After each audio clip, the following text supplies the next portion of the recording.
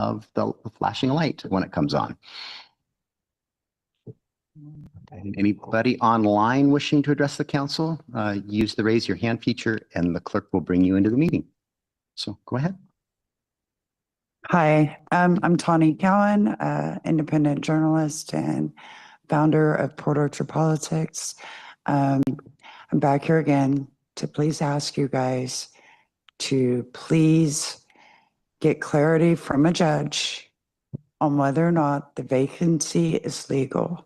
And the reason I have a problem with it is everybody can read the law, and the law says that you can't take action in executive session. It should have come back to the public session like you did. I've watched it. It didn't come out in that public session after the executive session. And had that been done right, we wouldn't be having these conversations and these problems. You know, I'm going to do what I can to work with my representative about having the law be a little bit more clear for you guys and for everybody else. But I have a problem with anyone going in to a private conversation for any of you and asking for your resignation when you guys are elected officials.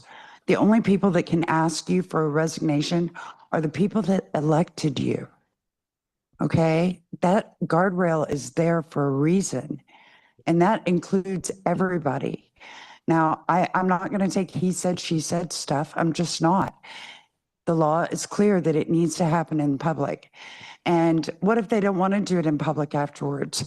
Well, then you can take it, like I'm trying to get the law to reflect that you would be able to take an oral resignation that way after a set amount of time. But that's not the law right now.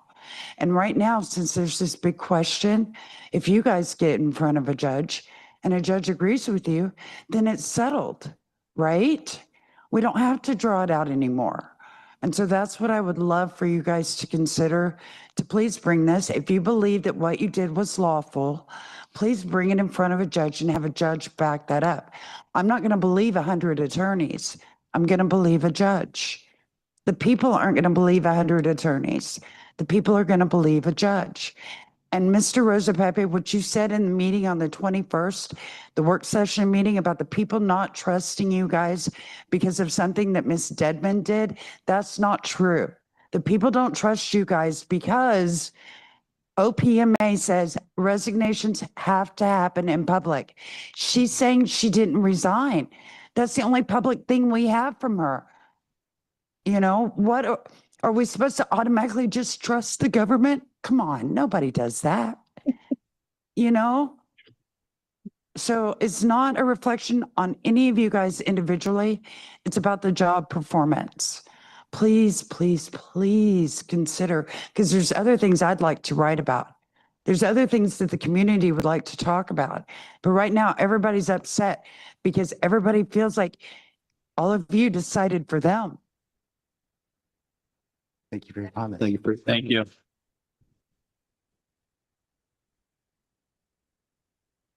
This is good.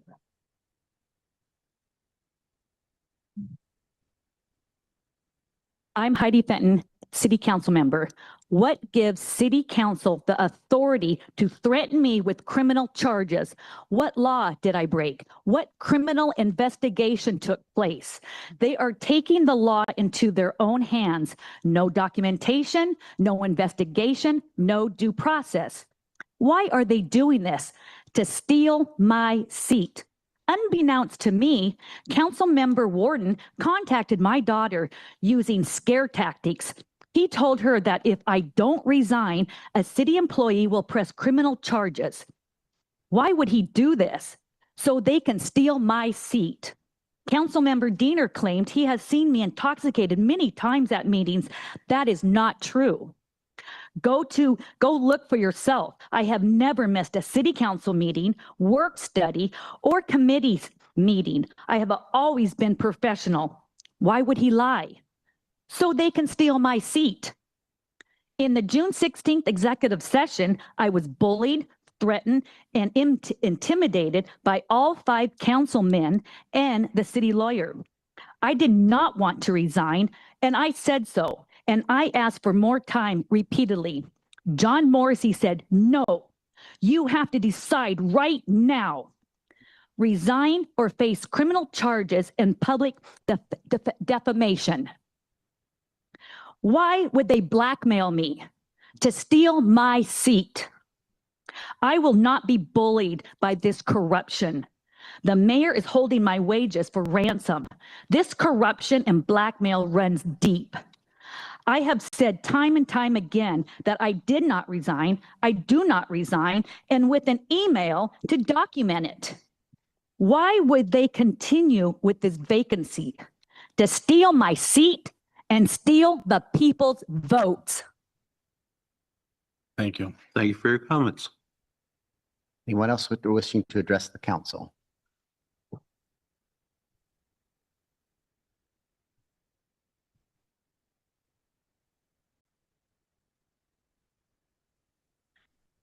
Good evening. My name is Katie Ocker, and I'm here tonight because I believe that every person in Port Orchard should be able to walk in their own neighborhood without wondering if they're going to be attacked by loose dogs. A week ago, on July 19th, I was walking my dog in my neighborhood when I was attacked by 3 dogs with a known history of aggression. 2 of those dogs bit me on a public street. I suffered multiple puncture wounds to my legs, lost tissue from one of those bites, required emergency medical treatment, a tetanus shot, and a course of antibiotics. While my physical injuries will heal, the emotional impact has been just as real. I've had nightmares, I've lost sleep, and now when I walk my dog, I find myself constantly scanning for danger. No resident should have to feel this way in their own neighborhood.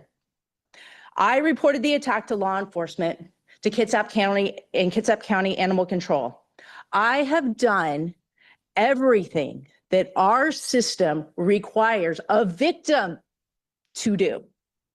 But through this process, I've become deeply concerned that our current ordinances do not adequately protect residents or create meaningful accountability for irresponsible dog owners.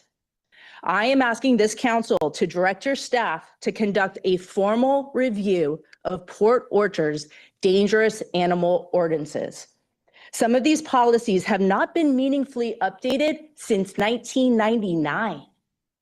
This community has changed in the last 27 years, and the public safety policies should reflect today's realities. Specifically, I ask that you examine whether the current policies provide sufficient consequences for owners whose dogs repeatedly escape, threaten neighbors, or injure people. I have spoken with my neighbors who have told me they have called animal control and law enforcement about this property for years. And I also ask you to explore and ensure victims are not left carrying the financial burdens of someone else's negligence through lost wages, medical bills, and other costs resulting from this attack. Finally, I want to share with you guys what has disturbed me the most. Since this attack, almost every person that I have told about it, they have offered the same advice. You need to get a gun. Others have suggested other weapons like pepper spray or wasp spray or carry a stick. When I walk my dog, think about what that means. When a community's answer to public safety is that ordinary residents should arm themselves to simply walk on a public street, we have stopped believing that our institutions will help or solve a problem. That should concern us all. I don't believe this is a Port Orchard that we want to build or where we want to live. Public safety is not measured by how we respond to attacks, but is measured by how we prevent the next one. Tonight, I'm asking you to do 3 things. First, direct your staff to conduct a formal review of the city's dangerous animal ordinances. Second, bring forward proposals for amendments that strengthen accountability for owners whose dogs repeatedly run at large, threaten residents, and attack people. Third, ensure the victims are not left navigating the financial and legal consequences of these attacks alone. I have provided Councilmember Scott Diener with examples of ordinances from Bremerton and Bainbridge Island, and I encourage your staff to look to other cities in Washington to adopted stronger and more effective ordinances. Please- I Please, don't. please try to wrap up your remarks. You're Yes, well sir. beyond your I time. want to be the next person standing at this podium. I don't want to be the next person standing at this podium asking why nothing's changed. I want to be the last person here who has to stand because our ordinance weren't strong enough to prevent a foreseeable attack. Sorry, that one read. Thank you. Thank you for your remarks.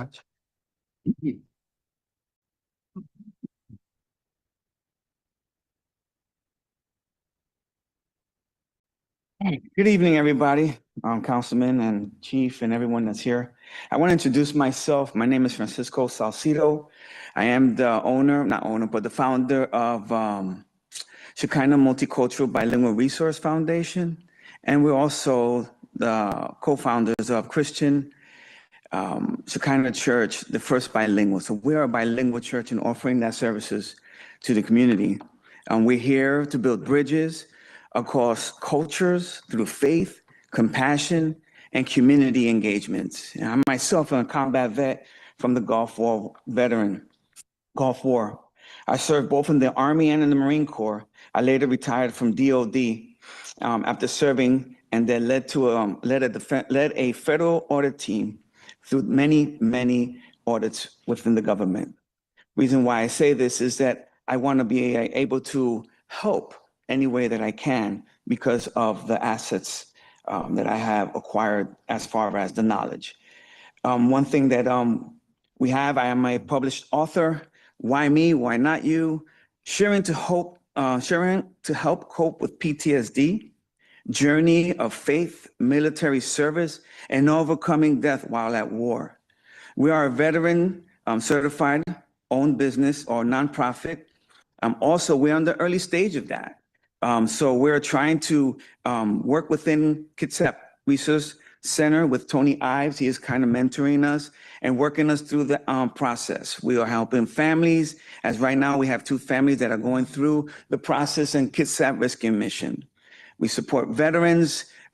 Big thing is that we're able to have a safe place to speak on, where we can able to address these PTSD and then depression, anxiety, and the voice of no one wants to hear. We're also Spanish, so we're working on getting certified. My wife is almost there with the medical certification. I am certified within the Spanish just to translate. And we're able to promote more equitable access through that culture and responsible and communication that they can have. We are building community partnerships. We have built with Peninsula Credit Union, Darryl McVeigh from Financial Outreach in Shelton, Vanessa Hernandez, Spanish Outreach in Belfair, and also other stores like Lone Star. They help us with their donations and they believe in the cause that what we're doing. Right now, in 2026, I am also holding another hat that I am the PMA, Prison Mission Association Spanish Direction. So we're moving these hubs of correcting these lessons and sending lessons to inmates in the jail across the nation. And we just did one in Panama internationally.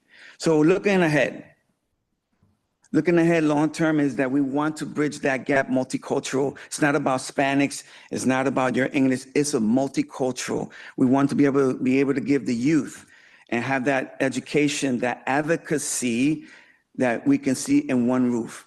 And to end with this, every family deserves to be heard. Every veteran deserves dignity. Every child deserves opportunity. Every senior deserves respect. Every person deserves access to resources, regardless of the language they speak. This is the mission that drives the Shekinah Multicultural and Bilingual Resources. Thank you for your time. Thank you. very much. Anyone else wishing to address the council? Anybody online, Brandy? With their hand raised?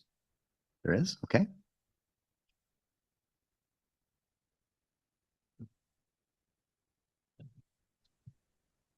Hello, my name is Alanis Dugan, and I just want to address this issue. I was going to address this issue at the the transportation Zoom meetings. However, for the past 3 months, they have been canceled. So I have no other option but to address it at this meeting. I am requesting pedestrian safety improvements for the intersection of Southeast Olney Avenue, Southeast Orlando Street, and Southeast Sprague Street. This intersection is frequently used by pedestrians, but there is no marked crosswalk connecting the existing sidewalk corners. There is several school bus stops, several Kitsap Transit bus stops at this corner, and I would just like to request that the city evaluates this area for a marked crosswalk because I believe it's very dangerous for children and adults who are using public transit in this area. And that's all. Could I ask that you reach out to our Public Works Director, Dennis Ryan, and so that I think he's got most of that information.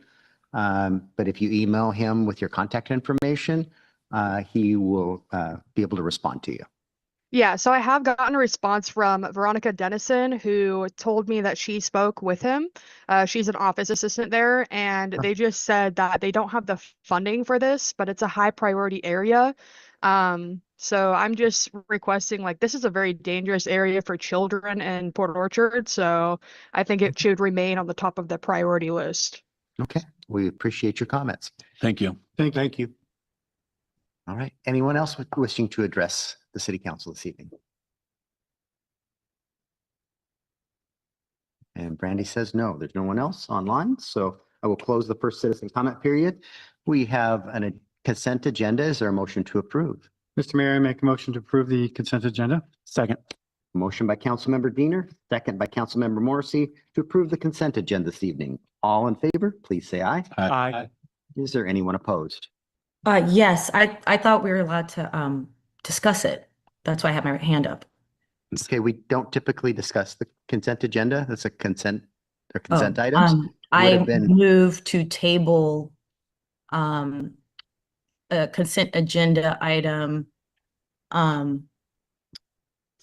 Consent agenda item G, approval of minutes, June 16, 2026 work study session. Okay, you have a chance to vote yay or nay, and so is your vote nay to approve the agenda?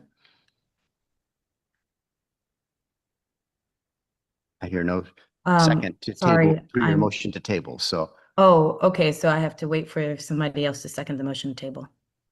yes. Okay, and so nobody's seconding the motion to table the minutes. And I might point of order that, Mayor, that part of this meeting has already come and passed. She should have done that during the agenda portion, setting the agenda. Technically correct, So yes. So, Tabling, are you sure with tabling? yes, you would have needed to pull that item from the consent agenda and move it to business items for that to be considered. The consent agenda is approved as a block. So you can choose to vote no, or you can vote yay. Okay, Those no. are- Thank okay, you. So the consent agenda passes 5-1. We have no presentations. We have no public hearings.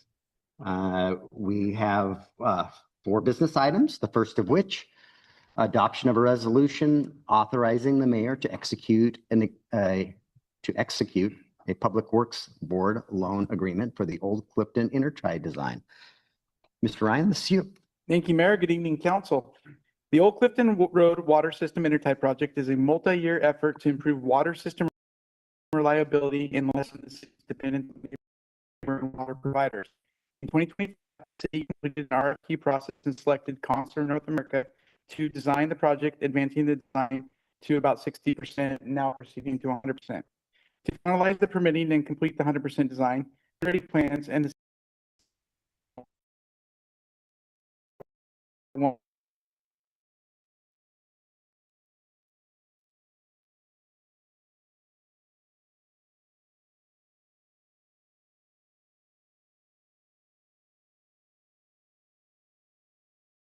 so the earliest reimbursement date that we can retroactively charge to.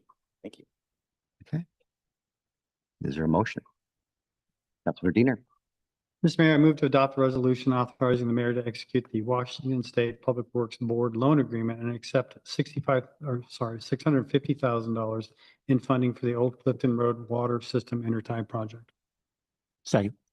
Motion by Councilmember Diener, second by Councilmember Morrissey. You have any questions for Mr. Ryan? I think we're all very familiar with this project and we need to get it designed and construction as quickly as we can to intertie our two water systems.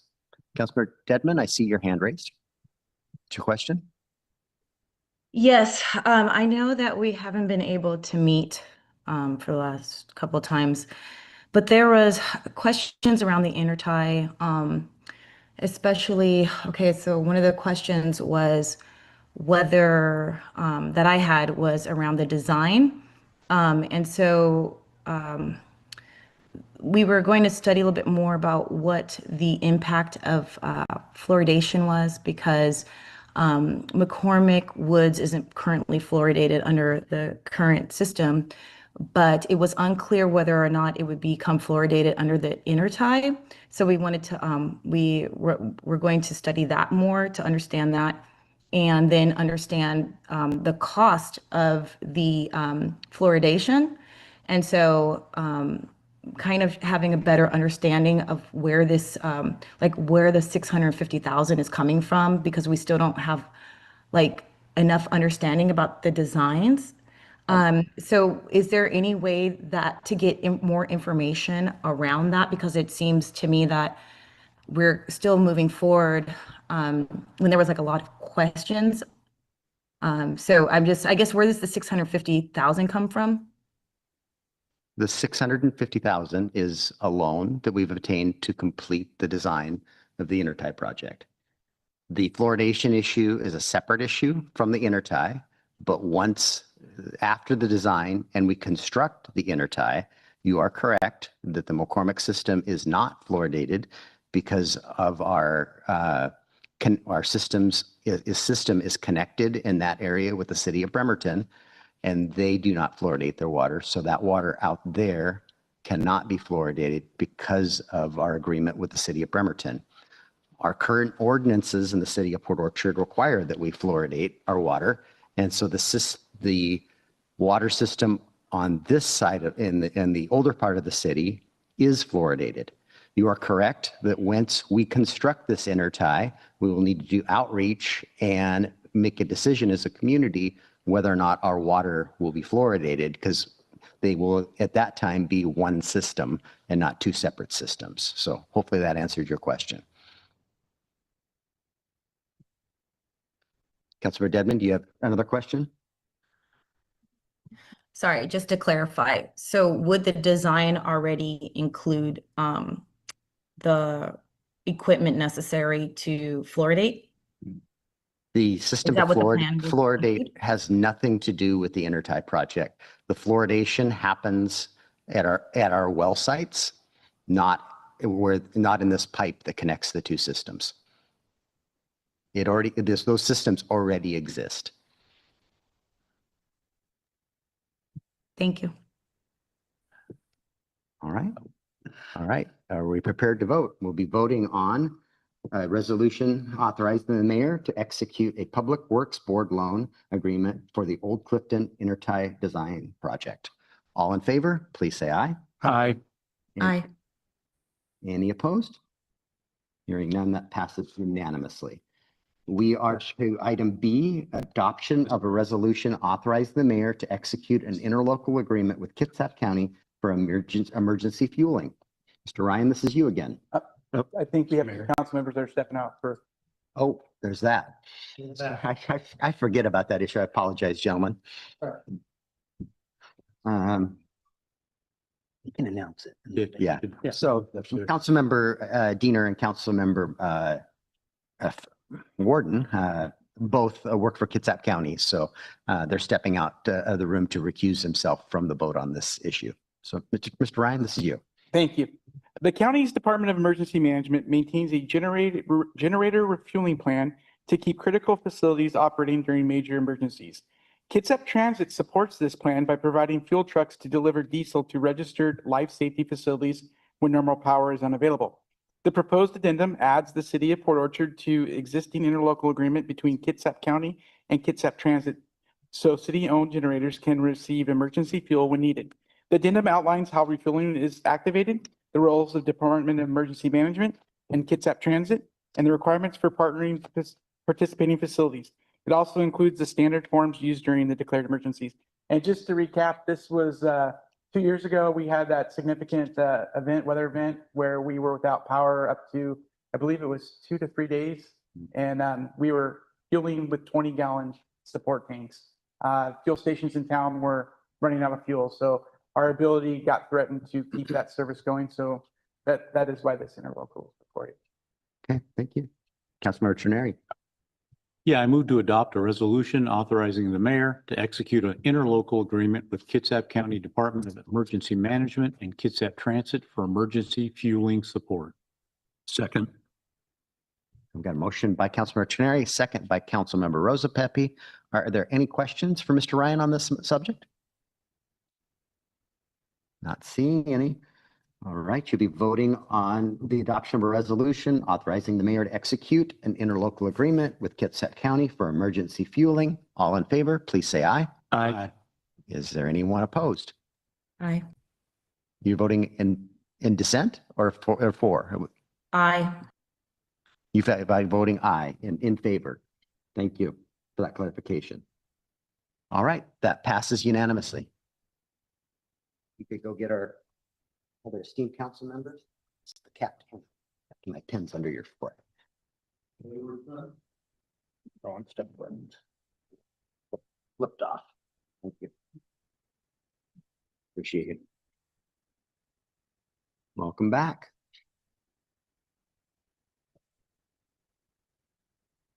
All right, we're on to item C, amendment number 21 to contract number C066-20 for the Community Event Center. Mr. Bond, this is you.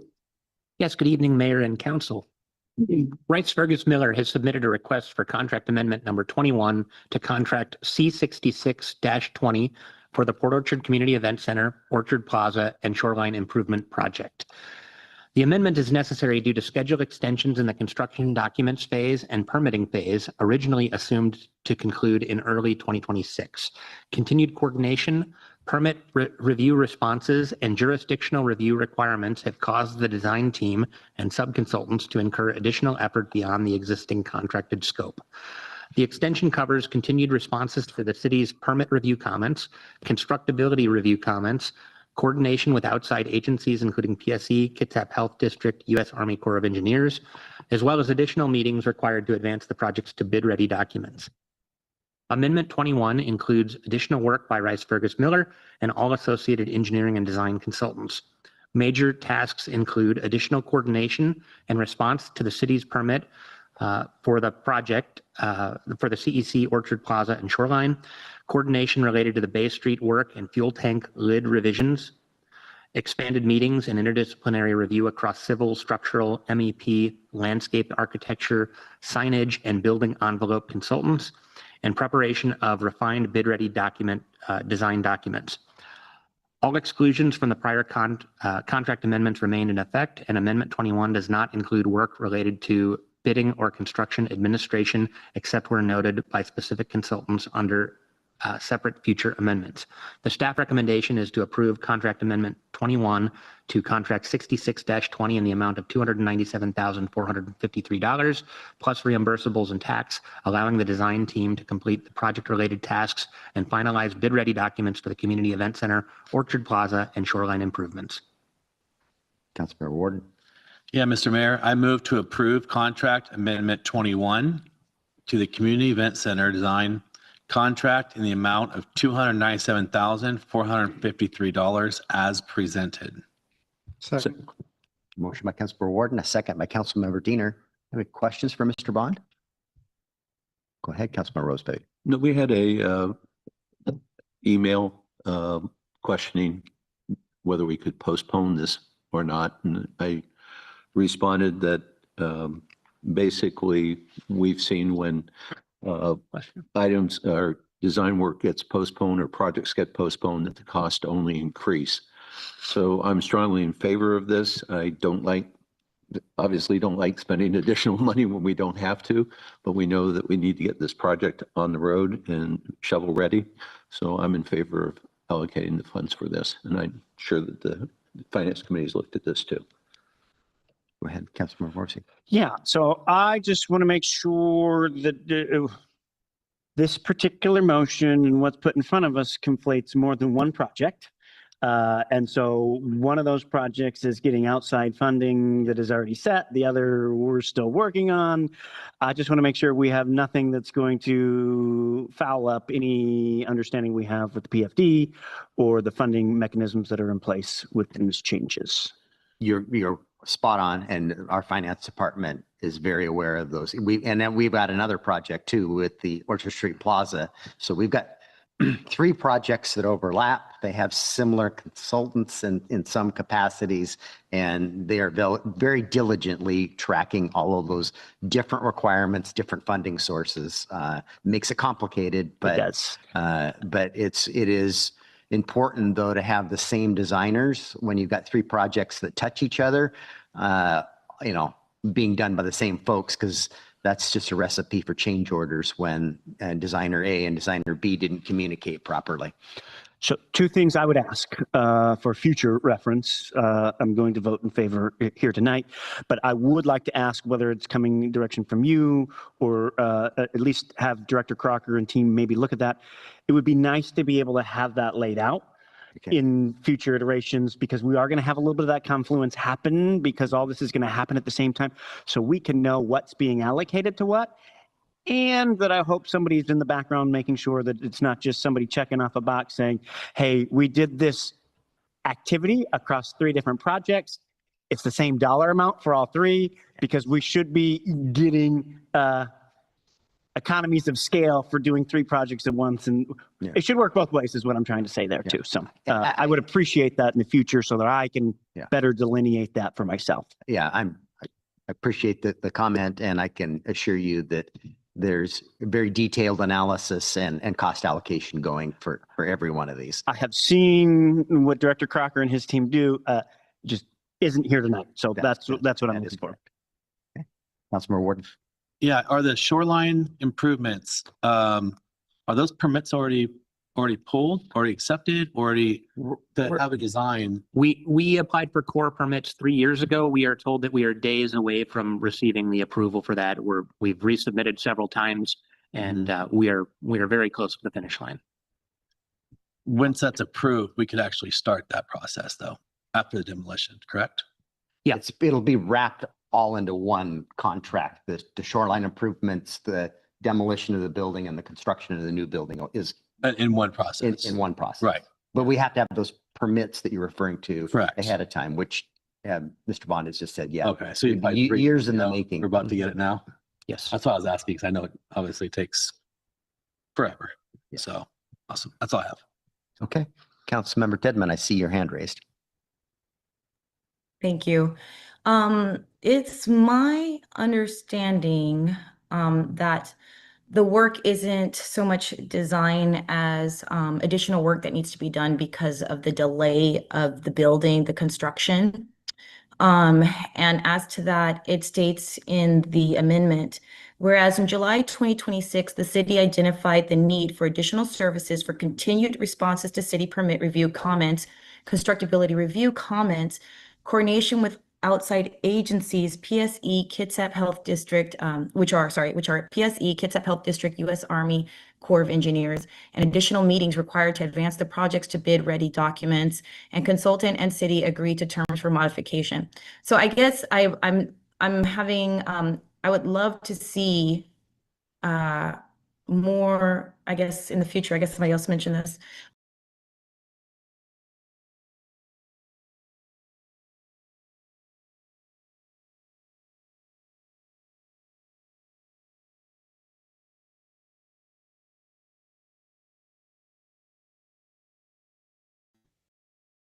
There's the second, the question here is why are they pulled apart?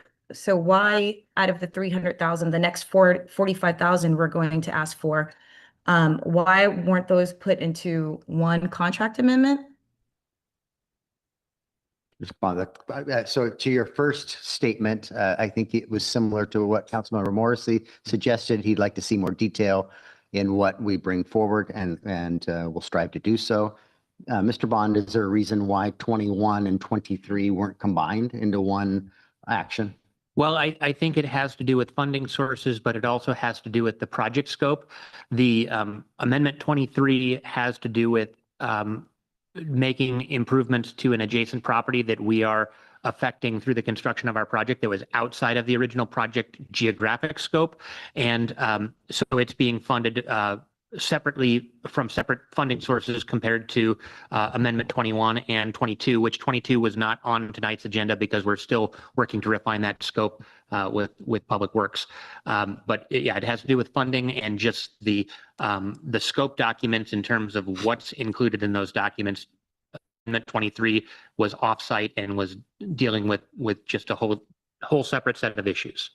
Yeah, since Nick picked that scab, 22 we've set aside for right now. It has to do with the pumps that we're gonna, or the pipes and the pumps to deal with rainwater down in that area. So we've got a vault and plumbing, and right now it's designed that we have a mobile pump unit that we bring down and hook up during storm events. And it's being contemplated whether or not those pumps go in a vault and are just there all the time. There's maintenance considerations, so we're not ready to Public Works and the engineering team aren't ready to make that decision yet. One other, and I hope it doesn't turn into change order, remember the bank was going to build a building, and we had have agreement with them that they were going to do the frontage improvements in their building, because the last thing we wanted to do is put a new sidewalk in and have them tear it all out. Now we know that the bank's building isn't going forward. We need to build sidewalk there. So we think hopefully it doesn't result in a change order, but it's possible there could be a small change order coming forward in the future, as we know sidewalks on Bay Street in front of the bank's property. So, Councilmember. One more question. With the shoreline, with raising the road, we're obviously putting in a new outfall? No. We're using existing outfalls. Existing outfalls? Mm-hmm. Okay. Yep. No questions. All right. Seeing more questions, you'll be voting on amendment number 21 to contract number C066-20 for the Community Event Center. All in favor, please say aye. Aye. And is there anyone opposed? Opposed. All right, that passes 5-1. We are to amendment number 23 to contract number C066-20, the Community Event Center. All right, Rice Fergus Miller has submitted a contract amendment number 23 to contract 66-20, requesting authorization in the amount of $44,942 to add civil engineering design work for the existing 7-Eleven site located on Port Street.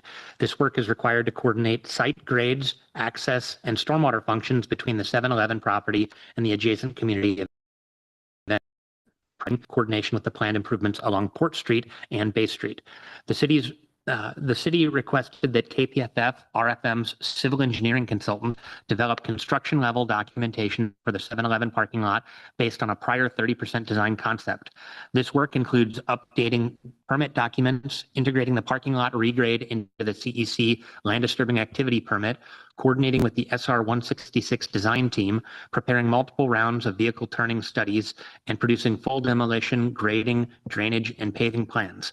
The amendment also includes the structural engineering for a retaining wall along the western property edge and the architectural coordination related to waterproofing transitions to the existing building. All landscaping, architectural, structural, mechanical, electrical, plumbing design are excluded from the amendment, along with exclusions from previous contract amendments. The work will proceed independently from the ongoing CEC, Orchard Plaza, and Shoreline design phases. The staff recommendation is to approve Amendment 23 to Contract 66-20 and the amount of $44,942 plus reimbursable expenses and applicable taxes. Councilmember Morrissey. Yes, Mr. Mayor, I move to approve contract amendment 23 to contract C066-20 for the Community Events Center design contract in the amount of $44,942 as presented. Second. Motion by Councilmember Morrissey, a second by Councilmember Rosa Pepe. Any questions? All right. I do. Councilmember Trenary, go ahead.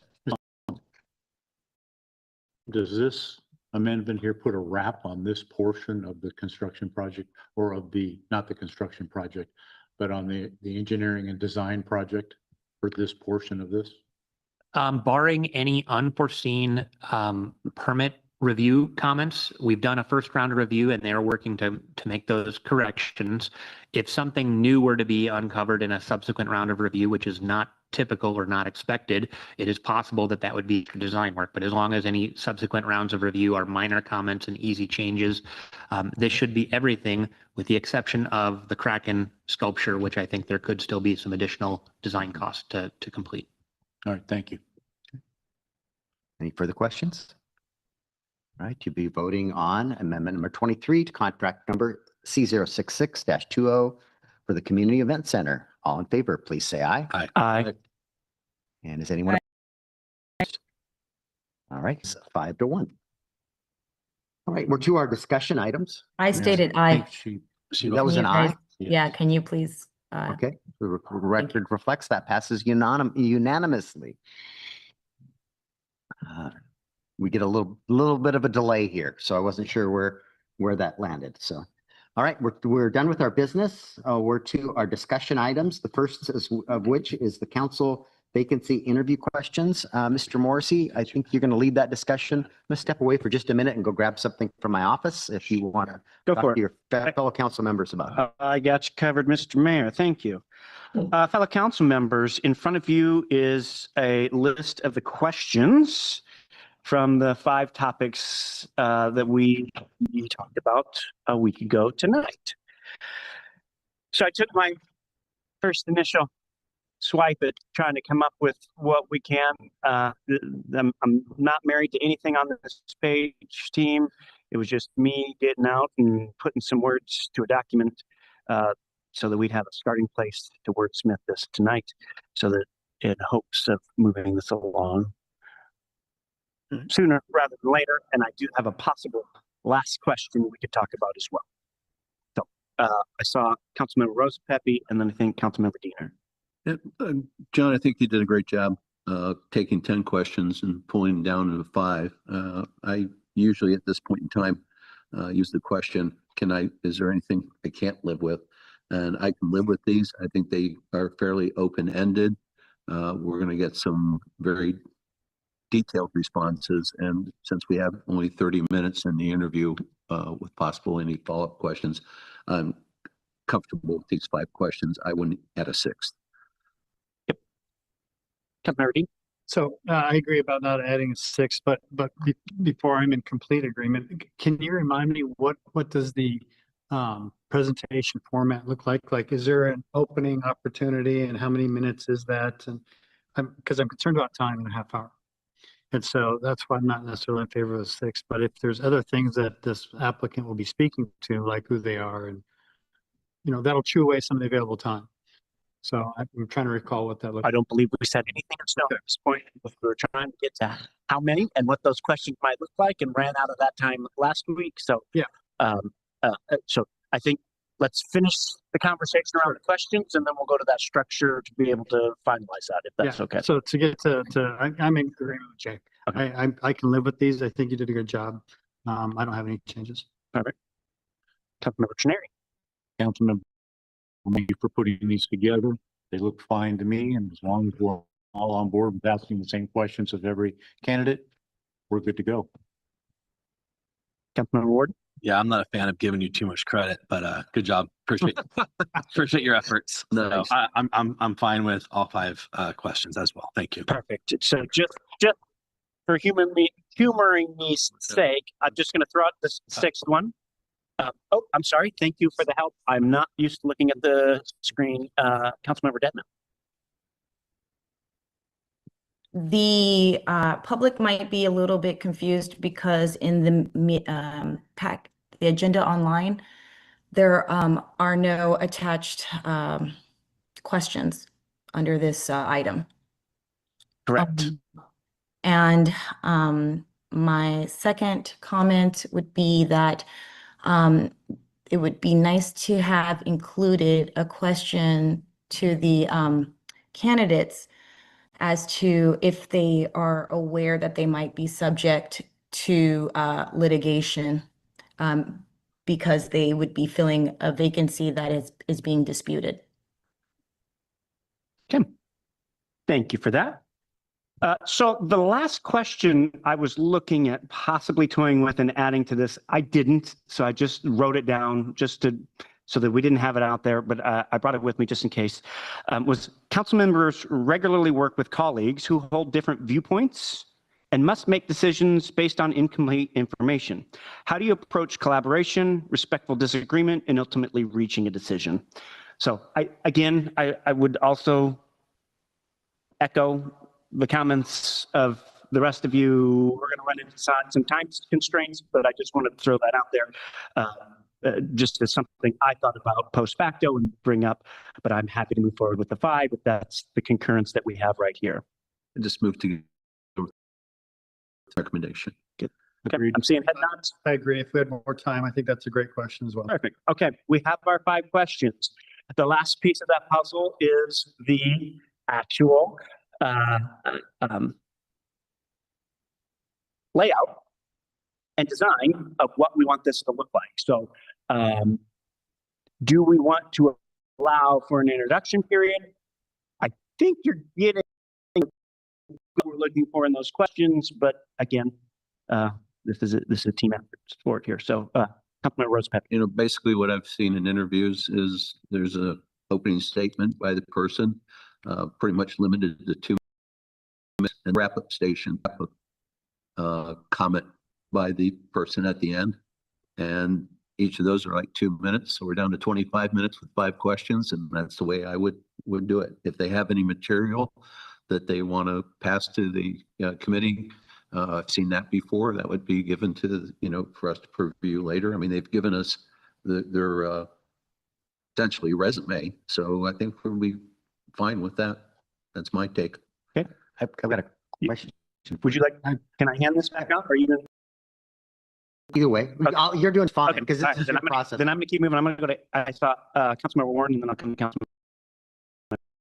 Boyd said we really don't have much time to play around with, so I support the brief introduction up front, the closing statement, 5 questions. I will want to talk about how we grade these applicants as well. Okay, Councilmember Ward. Yeah, we have their resumes that they sent. We don't need to spend their time to easily read that off, right? So I'm good with having their resumes and reviewing those beforehand, which we already have. I have. Yeah, and them not using their 30 minutes for that. So. Councilmember Cheney. I agree with Councilmember Warden. We know who these folks are. We've got their resumes. We should have our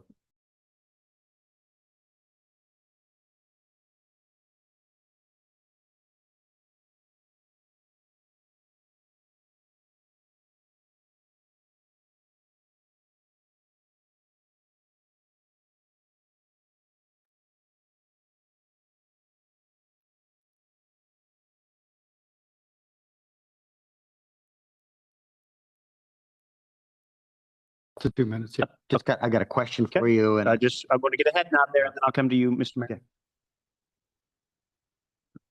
Is that a no, Councilmember Cheney? I'm not really keen on a 2-minute orientation or You're not. let us know who they are because we know who they are, as I mentioned already. You're not going to get much in that 2 minutes either. As we know, 3 minutes goes quite quickly for most. So I think I'm okay with the 2 minutes. I like to hear what they want to lead with. I can read a lot on that paper, but I think how they summarize that. And for those of us who aren't as great at brevity, it can be a good opportunity to showcase whether or not you have that skill set or not, or maybe you're really verbose, like at least one person up here on this dais, and that would become very apparent. So I think I hear that we're good with two keep it in the 30. So with that, I know it was Mr. Mayor. I was just going to ask you a question, and I obviously don't participate in this process, but I do some interview panels that I facilitate at AWC. And how we're very firm on your allotted time. And we this questions in this much time.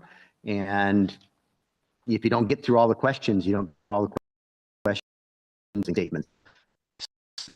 You offer your consideration whether you're time or not. And if you are, I think you should open with that and Yeah, just with the statement. Yep. Perfect. To that end, I believe that we should be rigid with our time. It presents equity across the spectrum for everybody. Concur. Agreed. Yes. And that's all I have. We feel concurrent on this. We're set. Any other questions on this process? Councilman Rosepet. There was a question that came from the dais about how we're going to grade, make notes. What is the follow-on after we interview? I believe, Brandy, we still have 8, correct? Yep. That we have 8 candidates that we're interviewing on the 4th and the 6th. So how do we move, forward with that? So I believe in my last discussions, we haven't gotten that far because I didn't have a conversation with City Attorney Archer. But I believe that after we've completed all of our interviews, the plan was to move into an executive session to discuss that. And then if any action were to arise, we come back into a session. We would come back to a session. I don't anticipate that happening on the 4th or the 6th, but I want to double check with City Attorney Archer that I didn't get any of that wrong because it's been more than a week or so since we've had that conversation. Right. Yeah, I appreciate it. So yes, you can go into an executive session for the purpose of discussing qualifications. You can do no form of voting, ranking, anything of the nature. You can simply talk about qualifications in an executive session. And then you can come out into open session and do that voting, have the deliberations where you actually rank the candidates or simply vote on a candidate. I want to note that in order to hold the executive session and in order to vote, you will need to notice both of those actions on the meeting agenda. So if you choose to do that at one of the 2 special meetings, we just need to know in advance so Brandy can put that on the agenda. But then for your regular meeting, obviously we can, on the 11th, we can, or your next regular meeting, you can modify the agenda as you need. So you could add those if you so chose in that meeting. So what I had discussed and as a potential to suggest to this body with City Attorney Archer was that we have both nights completed and that we bring that executive session because I want you to be able to spend time with that, sit on that, think about that, and then have our executive session on the 11th with action to come out. In that context, then you would want that executive session built to the beginning of the meeting. Correct. Okay. Yep. Any discussion around that proposal? Yeah, Yes. sure. Could we build in a thought process that heading out of the executive session, we're ready to present our top 3 favorites or top 4? Otherwise, I see there's a lot of time spent on perhaps applicants that really we all think are near the bottom. I'm hoping that we'll be able to gain that sense when discussing in our executive session the qualifications. I would think that in 8, there should be no more than a top 50% that you would want, that we should be able to coalesce around and then take that from there. I don't know that I want to get too in depth on that process because I think the things that you might value might be different than something Councilmember Rosepet might value. I was talking more internally being prepared to represent your top 3. Oh, so you're just suggesting, hey, come with a mindset knowing that we're going to need to select. I think Charlie was pretty clear that we can't do any sort of ranking. Correct. So correct. Just as a mindset coming out and being prepared to pick your top or talk about your top choices. Okay. Perfect. Your normal course of action, we would take and make a motion and a second to have a discussion. In this instance, you may want to deviate from that process and have discussion ahead of any motion that happens. Yep. Okay. Anything else on the process? City Clerk Wallace, would you be so kind as to set those expectations with our candidates ahead of time via email, letting them know the structure. And we may as well, because, well, I guess they're not public because I didn't put them out there yet. We could make them public. Do we want to just let them have the questions ahead of time or just leave it as is? For me, oh, sorry.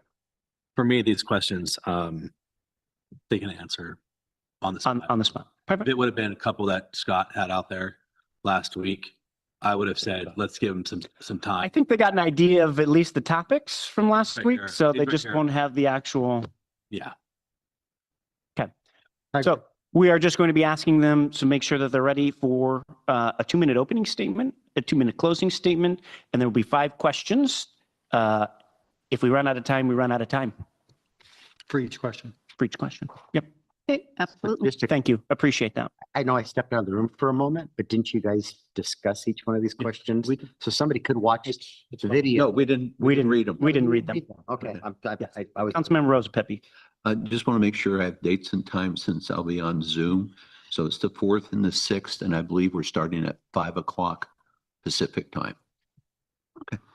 I'll be available. Think she put it out on our calendars. I could be wrong. I could have just put that on my personal calendar. I was just verifying. That's all. Would you maybe? If you have not, I will. Appreciate it. Thank you.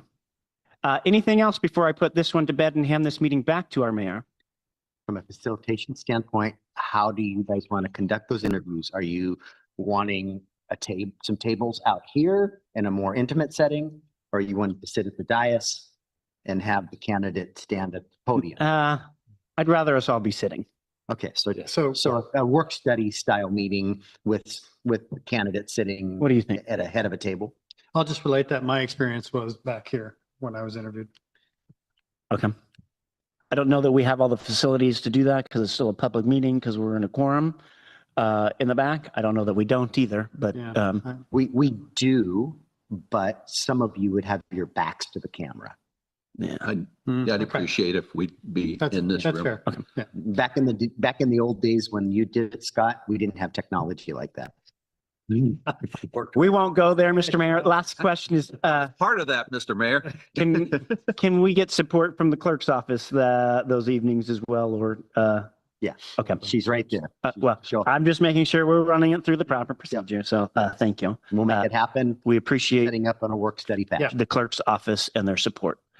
Hearing that, I'm going to turn this meeting back over to our mayor. All right, thank you. Our next business item, discussion item, I don't think we're going to finish this evening. No.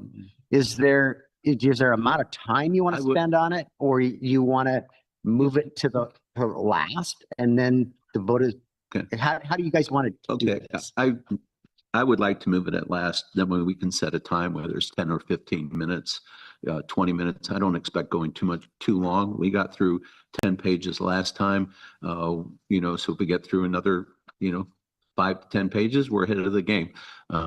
Brandy and I are kind of putting together a red line version. So as we go, we'll be able to bring everything to you as we go. So just hang in there and we'll move it to the end of the meeting if that's okay with everybody. Okay, so I'm not sure. I guess I need to make a motion to do that. I was going to ask the city attorney that very question, and I'm eyeballing like after the director's reports, then that we would Let people, how about after the citizens comment? maybe citizens want to comment on what you discussed. I mean, so Ms. Archer, can we informally amend this agenda and move that discussion item later, or should there be a motion to formalize that process? Let's go through the mechanics of a motion. Okay, Councilmember Rose Pepe. Mayor, I would move to move the discussion item, committee council rules to after citizens comment. After 11. Okay. After 11. After 11, I'm sorry, department director. Director's reports. Okay. Second. Motion by Councilmember Rose Pepe, second by Councilmember Terneri to take the ad hoc committee council rules draft discussion to after item 11, department director reports. All in favor, please say aye. Aye. Aye. Anyone opposed? Was that voting opposed? Oh, she's for it. I think she's for it. It was an aye. Okay. All right, so that passes unanimously. Mr. Ryan is going to talk about water consumption. We had some concerning activity when we had the 97-degree heat. So Mr. Ryan, go ahead. Yep. Thank you, Mayor. So I'll try to be brief. I know it's a big agenda. So last week we got our first warm day. We encountered numbers that aren't typical. If that trend would have lasted multiple days, it would have been very troublesome. So just to give you some quick stats, McCormick, we have two water systems as we talked earlier. The McCormick water system was hitting about 1.5 million gallons a day, and the city water system peaked at 1.1 million gallons a day. So Monday, McCormick was 1.5. The city system was about 950,000. The next day, McCormick was really close to the same 1.5, and then the city system went up to 1.1. So a little bit of a raise there. So at one point, we saw the McCormick system just in the morning hours, it was pumping 1,700 gallons per minute. So our reservoir was dropping. We lost pressure, not significantly. It dropped a few feet, so that's equivalent to about 2 pounds per square inch. That 1,700 gallons, that would fill up an Olympic-sized swimming pool in a day. It's a tremendous amount of water. Our well 11 pumps 600 gallons per minute is what we're peaked at. So we were consuming more than we were able to produce. So that's concerning. The large concentrated surge is enough to temporarily drop our system, the PSI, which I mentioned. If the level of demand continued for several days, we would risk being able to keep our reservoirs adequately filled and threaten fire flow. Low reservoir levels directly threaten our ability to maintain reliable service and, most importantly, the fire flow issue. We did do some outreach. We had some meetings right away with the McCormick HOA. It's our largest HOA in town. They were very receptive. We dropped off some informational items on odd even watering. We went out there in person and provided that paperwork. Luckily, they had a HOA board meeting the next day, so that was the topic that they said that they were going to share. We don't have a water supply issue. We don't have a water availability issue. We have a problem with everybody turning on the faucet at the exact same time at high demand times. It's So irrigation. It's the 4 a.m. to 6 a.m. System is just being hammered. Yeah. So if we can, and I'll get into that about what options we have, but our biggest tool we have is the odd even. If it is the first, third, fifth, seventh day of the month, your address ends on an odd number, those are your days to water. And if the even would do vice versa, that would put us in great shape. Is this something you're trying to promote citywide? We are. We're hitting it. Megan is helping us with the social media campaigns. We've been hitting at the farmers market.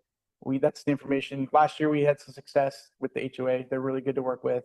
We're going to keep promoting that. Sometimes people just want to keep watering. So it's the next step that I'm just going to run through some things. I'll point out that some of the automated watering systems go by days of the week. Dates. So that's rely on auto water. I think more importantly, if everybody's not watering every day of the week, it'll make a difference. And if everybody didn't, I know if you did some of your watering in the evening, maybe after the sunset versus most people, where we're seeing the biggest draws is at 4 a.m. to 6 a.m. And where we can't keep up. And you're right, the odd even watering. Another option is that, odd days are Monday, Wednesday, Friday, and then you designate days. In a week, if we could cut irrigation 1 day a week, we would be even in greater shape. So just want to talk about next steps. If we do get these prolonged heat events, it's happened before, it's going to happen again. Some of our options is to adopt a formal watering schedule ordinance through the municipal code to clearly define allowed days to water in an emergency, designate violations as civil infraction, enable issuance of warnings and fines, use a tiered enforcement approach, education first, then warnings, then citations for repeated non-compliance. What I'd like to do and get the nod is that if we get into the situation, we will take folks like our parking enforcement and some of our professional employees, and we'll put them out there in the neighborhoods and try to do education and outreach. I would argue and try to implore you that during a water crisis, education outreach is a higher priority than parking enforcement. So that's a tool that we could potentially use. Treat chronic severe violations as a nuisance issues, allowing shorter code enforcement actions. Require large water users, HOAs, commercial properties to develop compliance plans during high heat events. Implement emergency watering restrictions during drought to system stress periods. Activated by the mayor, the Public Works may do this under an emergency authority, if that's an option. So this is just a conversation starter. Getting the ordinance out this year is going to be, we're going to be out of summer by the time it probably could happen, because we have one meeting next month. So I just wanted to get some direction and realistically, we won't have that intertie completed next summer either. So it's best that right now we're in an education mode, and the whole HOA has been receptive of it. Just making you guys aware and making the public that's watching this aware that, the governor has declared a drought conditions, and 4 years. yeah, 4 years in a row. So, and we just need to be mindful of the resource. Councilmember Ward. Yeah, at my house, just because of the cost of the water, but we actually just cut our irrigation time in half, and it's just as great. I think it's just as good, So we were just excessively watering every year. So we just took our timer and cut it in half to see what it would do. And I probably could go even lower, than what I do. But it's working just great, just fine. The consecutive McCormick makes all the sense with the irrigation systems, But so I probably encourage lowering your usage, lowering your timer. If you're 8 minutes, go down to 5. Mm-hmm. There's things that you can do besides every other day as well, just to get some not compliance, but just some buy-in, So Yeah, I think if everybody did some, whether it's that or every other day or somehow tried to conserve some, it would definitely help. So, Councilmember Dino. So I think I'm stating the obvious that before we station staff out in communities, I would make sure we've explored all of our options, including what technology can afford to us, and getting the word out before we start putting bodies out in neighborhoods. Remember, with our more advanced meters, we're going to know which households. So it might be a letter, it might be, a conversation. We want to be, respectful and we're not, we don't want to be heavy-handed in this. But we need everybody's help, or otherwise we're going to have a crisis, and we don't want to have a crisis. Yeah, I'll just add that I'm sure there are innovative solutions across the nation. So, this is not new. That's what you have something? No. Nope. All right. Mr. Mayor? Yeah. Just one last thing. A future ordinance that would promote conservation that the council would adopt, that is a big piece of Foster. Conservation is a large piece of the Foster decision.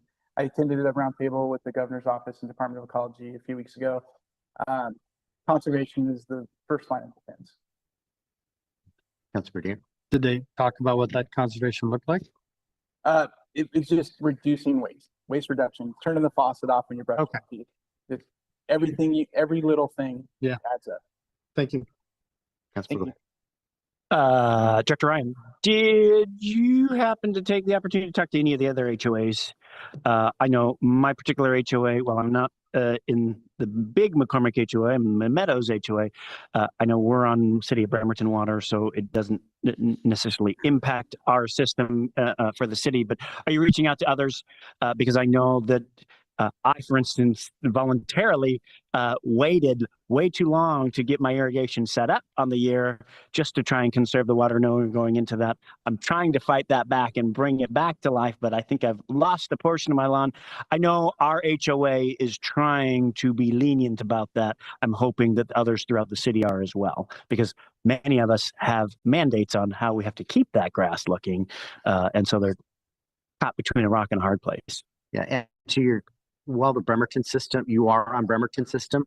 Currently, we're a combined system, and the pipe we're producing some of our water. We're getting water from Bremerton, and that pipe getting it from Bremerton is filling your reservoir and our reservoir. So what your HOA is doing also impacts.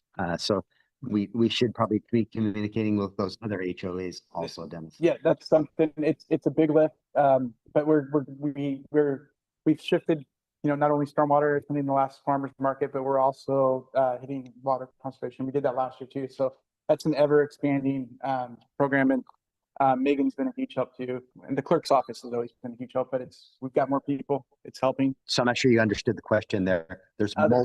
multiple HOAs in McCormick Woods. Yes. No, I got you. We Okay. talked to the big one. Okay, so let's make sure we Yeah. get in touch with the other, there's probably 4 more, I think. You have the Ridge, you have Yeah. a bunch out there. Yeah. So since we talked about Bremerton, this is a pretty outstanding tidbit here, but City of Bremerton provided 718,000 gallons, and the city produced 784. So we're getting 50% of the water is supporting from Bremerton, that kind of consumption. Okay. Thank you, Mr. Ryan. Any more questions for Mr. Ryan? I think we beat this horse to death here. Thank you. All right. So we've got a discussion item we added, which is the findings of the investigative report. And I will read this into the record. So the mayor's office retained the services of attorney Hillary Evans to investigate the alleged resignation of Councilmember Heidi Fenton during executive session attended by the quorum of the city council. In particular, Hillary Evans was asked to review whether and when the purported resignation was legally effective. Hillary Evans is the managing partner of Kenyon Descend PLLC, a law firm in Issaquah. Hillary litigates on behalf of numerous municipal clients and serves as the city attorney for the cities of Oak Harbor, Montlake Terrace, Othello, and Sultan. And she's also the ethics officer for the city of Bellevue. I will now read a summary of the investigation, and the city will publish the entire report tomorrow. So in the investigative summary, Hillary conducted interviews with the following individuals: Councilmember John Morrissey, Councilmember Scott Diener, Councilmember J. Rosa Pepe, Councilmember Eric Warden, Councilmember Mark Trenary, and Heidi Fenton and her attorney. Hillary later received a voicemail from Ms. Fenton as well. The facts at the June 16th, 2026 City Council work study session, the City Council met in an executive session. The executive session was duly noticed and appropriately announced in the work study session. The reason identified for the executive session was RCW 4230.1101I. To discuss with legal counsel representing the agency matters related to an agency enforcement action, or to discuss with legal counsel representing the agency litigation or potential litigation to which the agency, the governing body, or a member acting in an official capacity is or likely to become party when public knowledge regarding the discussion is likely to result in adverse legal or financial consequences to the agency. Based on my discussion with the council members present, I can conclude that the executive session proceeded in a typical fashion in compliance with the provisions and in compliance with the law. At the beginning of the executive session, the following individuals were present. Councilmember Morrissey, Councilmember Diener, Councilmember Dedman, Councilmember Rosa Pepe, Councilmember Warden, Councilmember Trenary, the police chief, the human resource director, and the city attorney. Councilmember Fenton and the mayor remained in the city council chambers during the executive session, or at least the beginning of it. At some point, Councilmember Dedman left the executive session. The police chief and the human resources director also later left the executive session. Councilmember Fenton was invited to join the executive session at some point after those 3 departures. During the executive session, Councilmember Fenton twice stated, "I resign." The city attorney asked Councilmember for a written resignation by email. The city council member Fenton then left the executive session and City Hall. In my discussion with her, Councilmember Fenton affirmed that no statements were made to her regarding whether or not her verbal resignation was effective. Well, the subject discussed in the executive session prior to the resignation would remain subject to executive session confidentiality. Councilmember Fenton reports that she felt coerced and pressured to resign. She told that other council members present at the time of the resignation said they would initiate an investigation about her, which would be public and could result in legal proceedings. Councilmember Fenton stated she felt only the way to avoid this outcome was to resign. When I questioned the other council members present at the time of the resignation, they uniformly reported no threats or coercion directed at council member. To the contrary, some stated the conversation was respectful and empathetic. The executive session lasted a total of 80 minutes. Following the executive session, the work study session resumed. The 5 remaining council members conducted business, including taking action on agenda items. Councilmember Fenton had left the building and was not in attendance after the work study session resumed.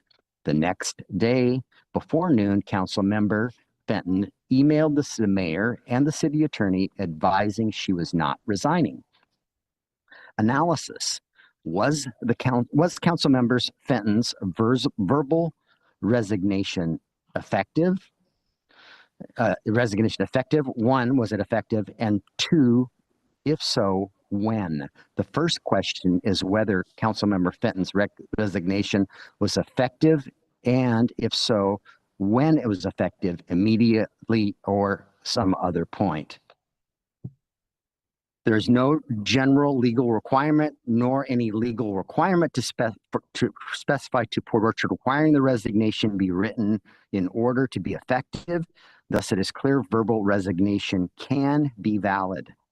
Similarly, there are no applicable general or specific legal requirements specifying to whom a council member must submit the resignation. Here, because of the resignation was made to a quorum of the city council, the city legislative body, I conclude it was properly submitted. There's case law to support this that will be shared in the published report.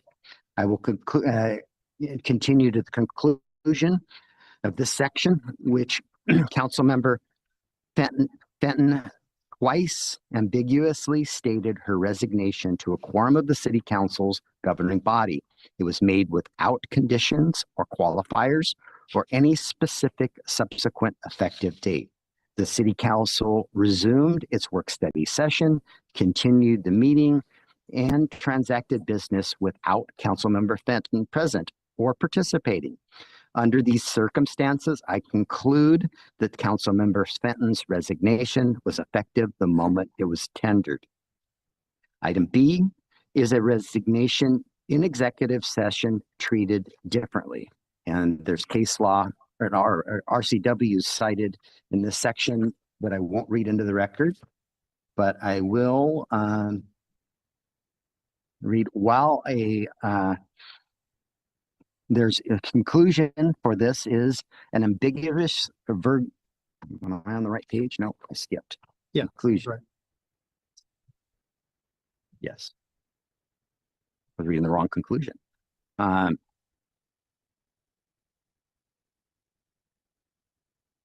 page 5. Conclusion, the ambiguous verbal resignation Unambiguous. Unambiguous, thank you, by one council member in an executive session is effective. Item C, if threats or coercion were present, does that negate resignation? And there's RCW stated to this. I will read the conclusion. Even if Councilmember Fenton felt pressure to resign, her resignation pressure to resign, her immediate resignation remains effective. Does Councilmember, and then item D is, does Councilmember have a right to retract her resignation? The conclusion to this is Councilmember Fenton's email retracting her resignation, which was verbally tendered the day before does not entitle her to resume her position as a council member. Councilmember Fenton has no legal entitlement to retract a resignation once tendered.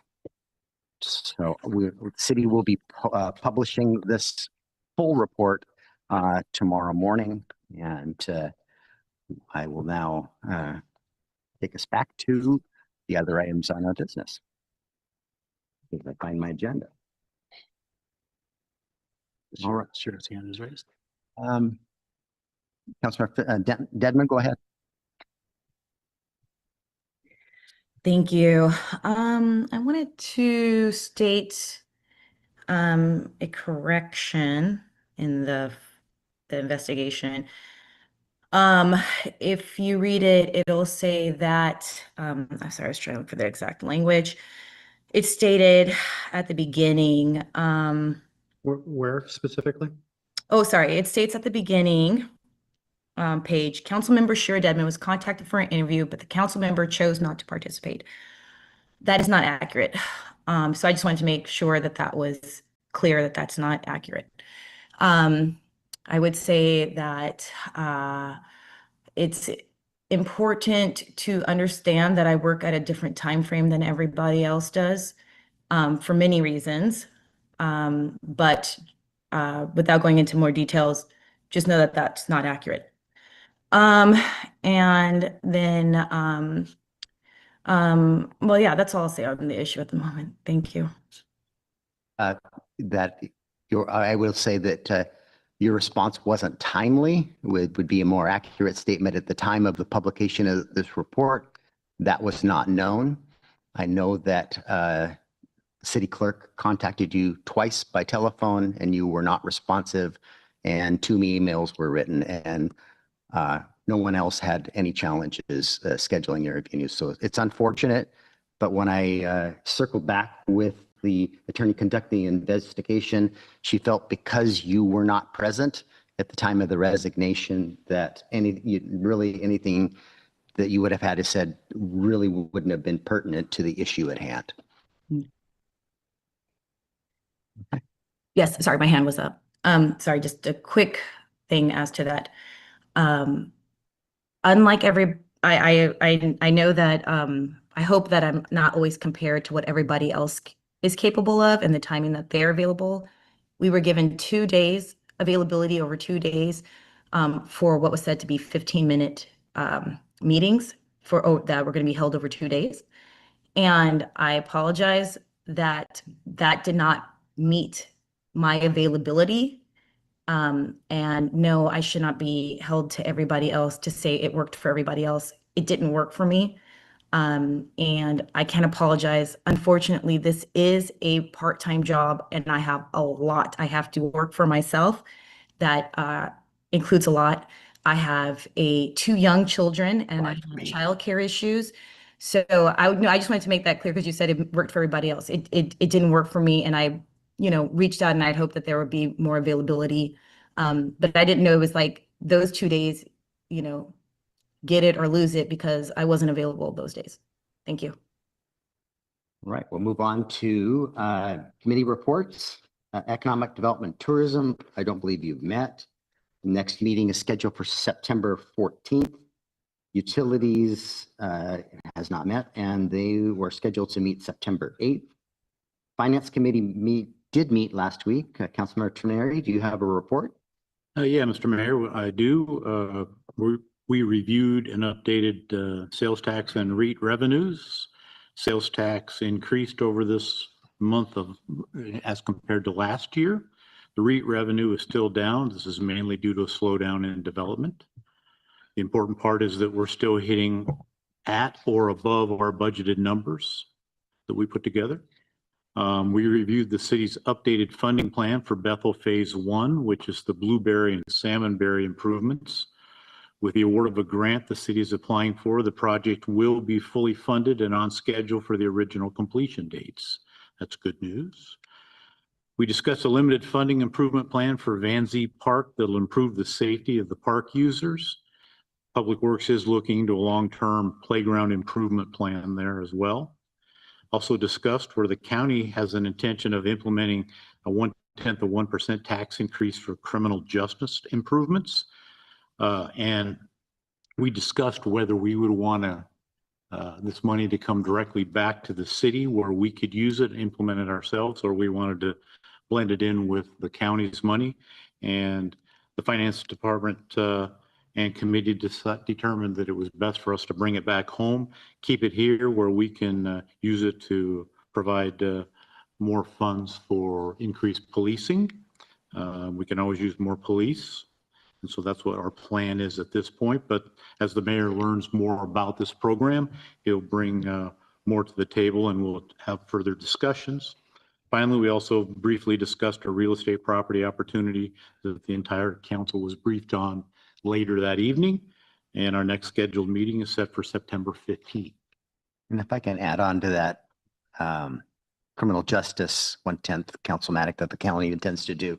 I talked to Commissioner Walters about this today, matter of fact, and I've talked earlier or last week actually with our city attorney. There's two different ways the county is going to go about it, and Commissioner Walters wasn't certain which version it was, and that's very important to us because if it's going to be collected in the city of Port Orchard, we want that. So it could.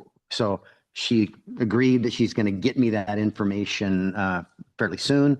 They intend to take action before the end of the year, and it could result in us needing to pass our own 1/10 measure within the city of Port Orchard to preempt the county from receiving our taxes and going into the county bucket. And I don't think we would want that. So more to come on that. I don't have all the facts, but I have consulted with our city attorney, asked the questions to the county so that we can make informed decisions.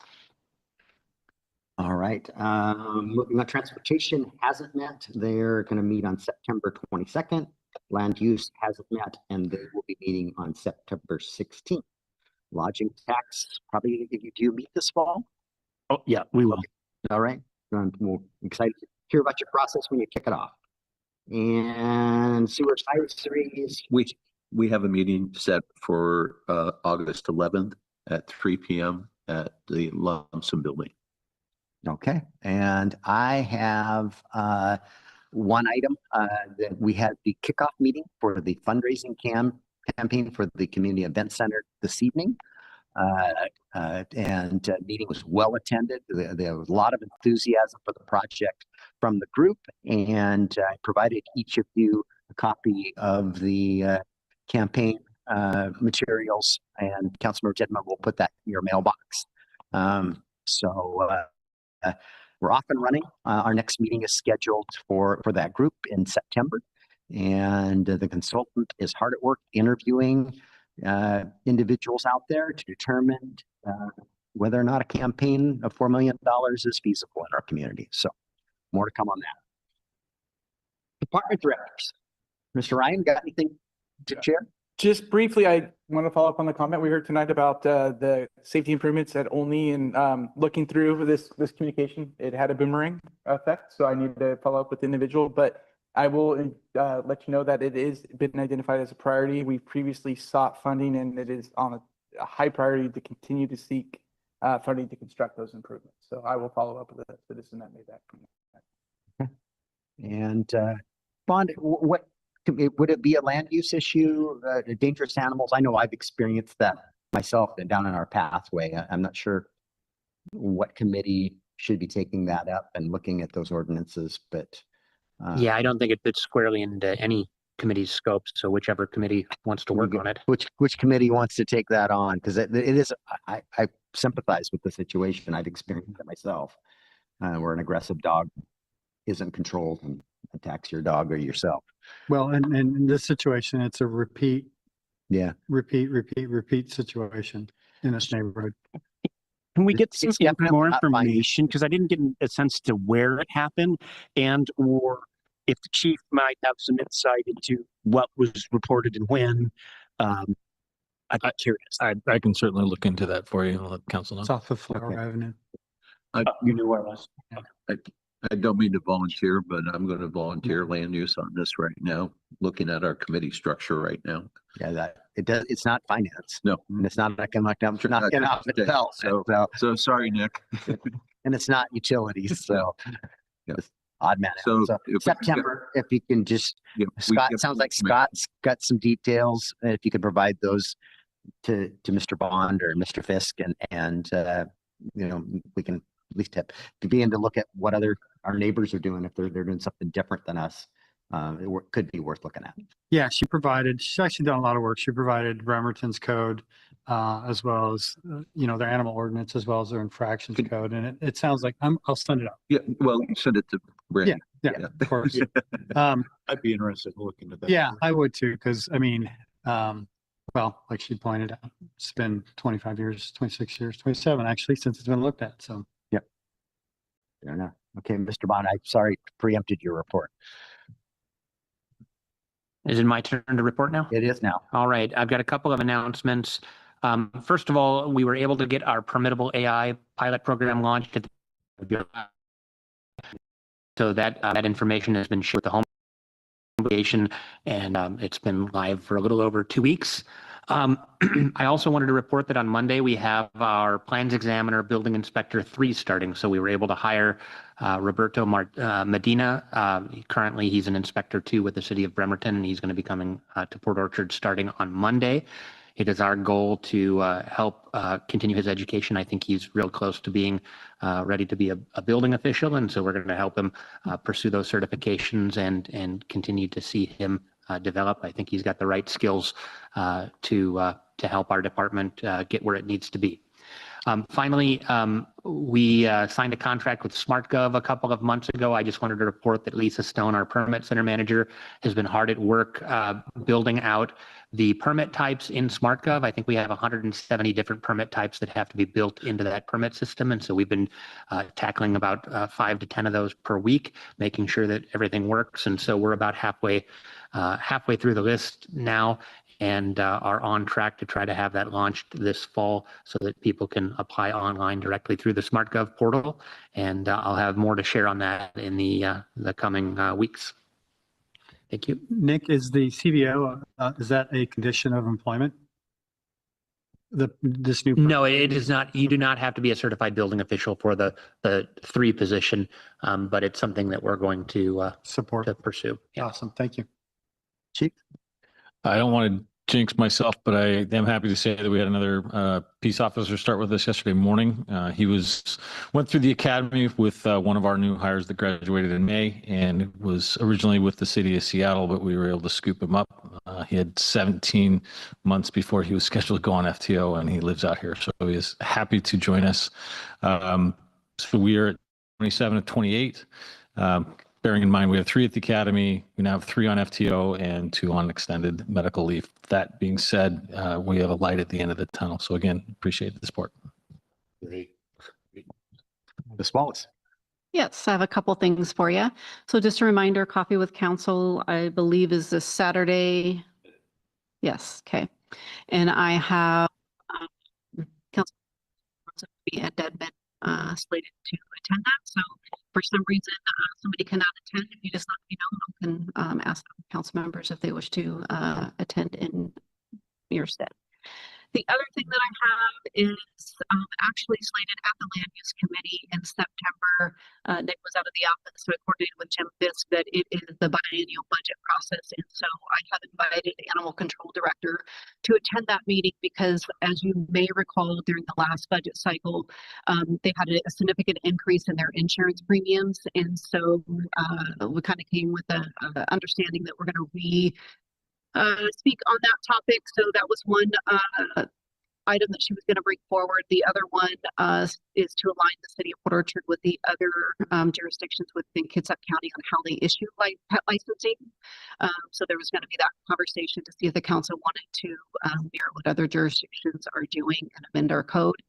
And with your permission, I will also reach out to them to see if they have any suggestions of our codes. I do know they have had quite a bit of turnover in their directors, and at some point they were going to approach the city on some modifications of our code, and they may already have that ready.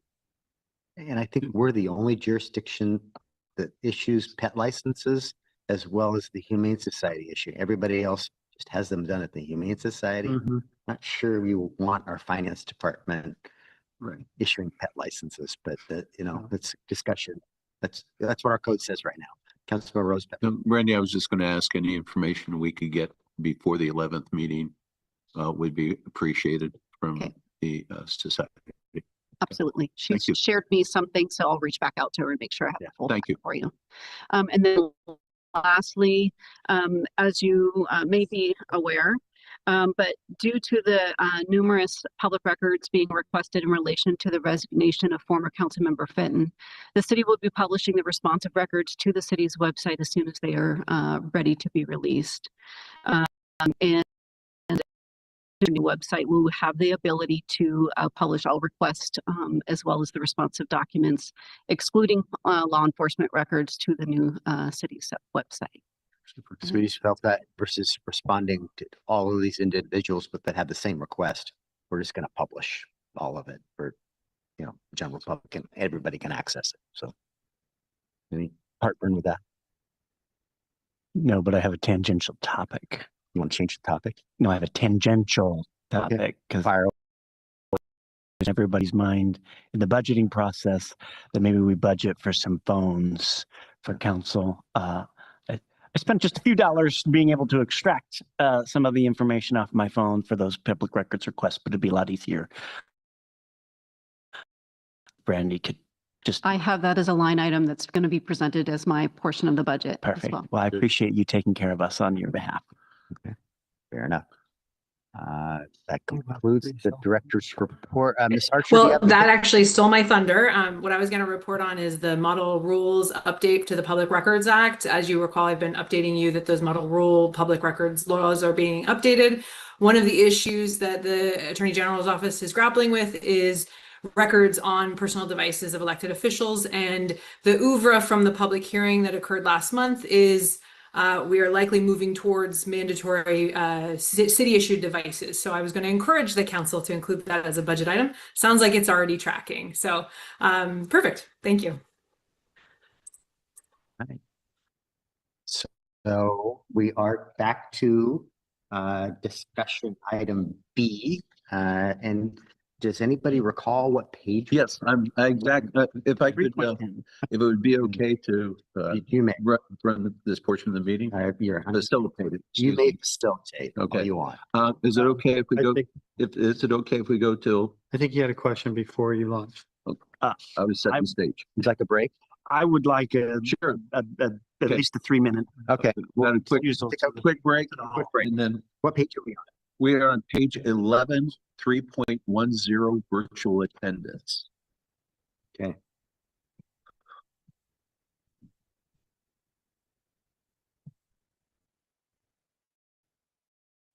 See, Scott, I told you January 1st would be a good target for you. And you laughed at me.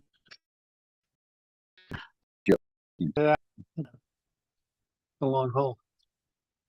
It's moving in the right direction. Yeah.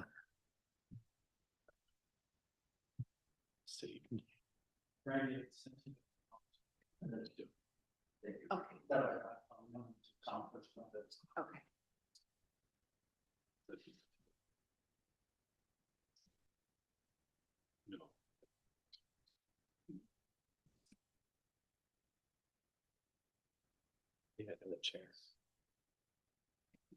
Hey, Nick. Yeah. Are you guys using E360? Yeah. Yeah. It went live for you? Yeah, I think so. Okay.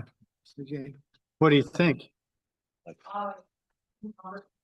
Yeah. Yeah.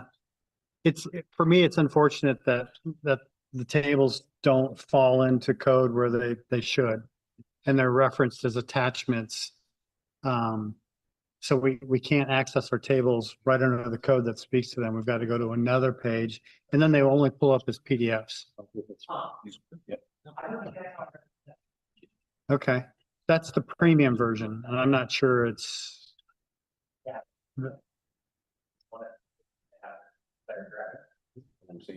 Huh. I'll toy around with yours, see how it's different.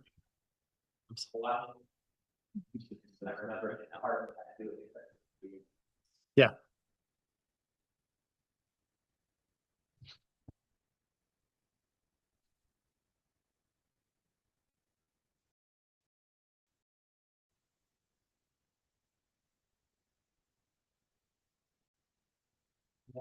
You guys have microphones on.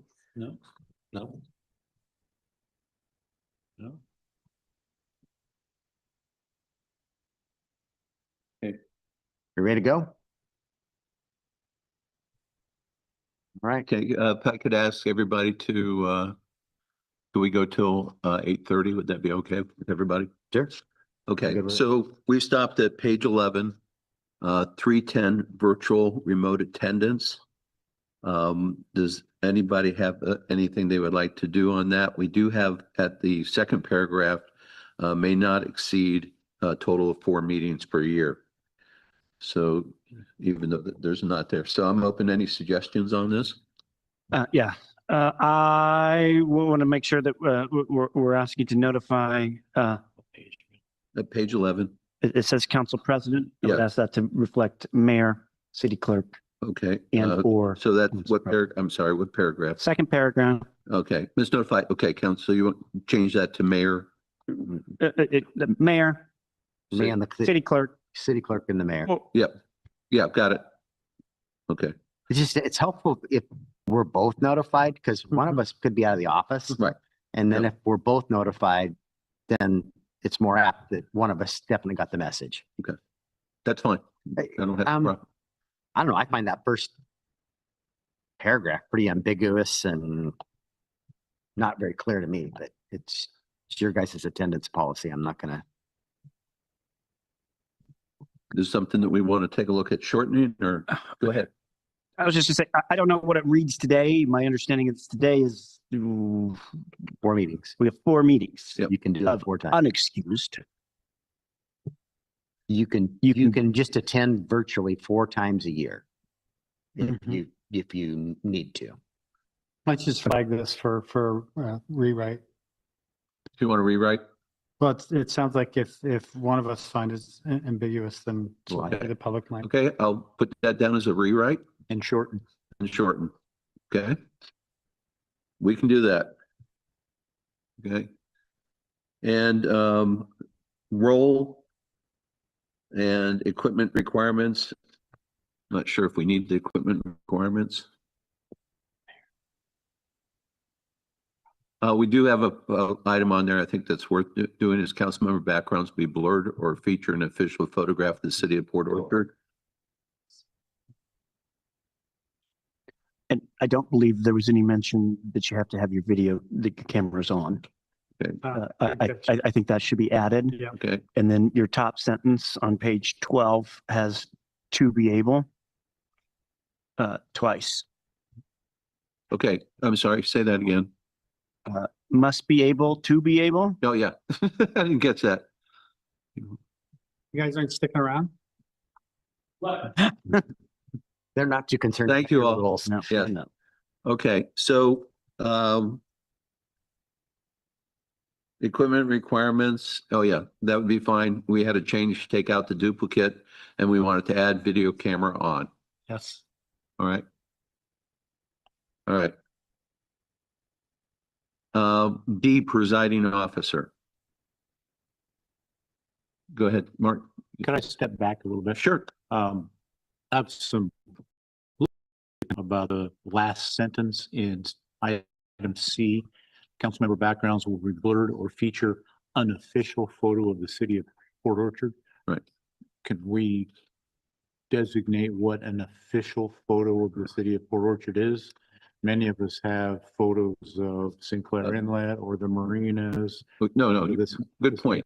I think it would have to be from the city's, I don't know, I'm not sure the right word, stock or, Yeah, stock and branded. I think Megan could probably help out with that. Maybe there's a How couple. about it says city supplied background? Yeah, I mean, if you have pictures you like, send them into the city and ask them. And Megan can make it a Okay. background if you'd like. Okay.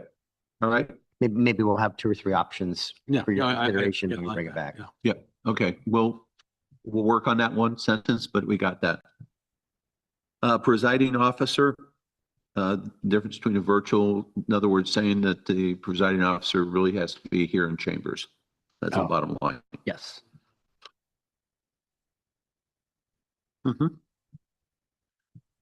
Okay. Everybody okay with that one? Yep. Okay. Okay. Meeting requirements and procedures.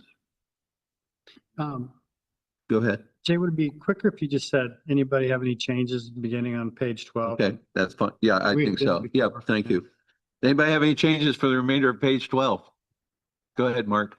Please be specific. Not necessarily changes, but I'd like to define professional attire. Last sentence under dress code 3-11, council members are expected to wear professional attire. What exactly in today's world is professional attire? Maybe suit coat, slacks and a jacket. It's not.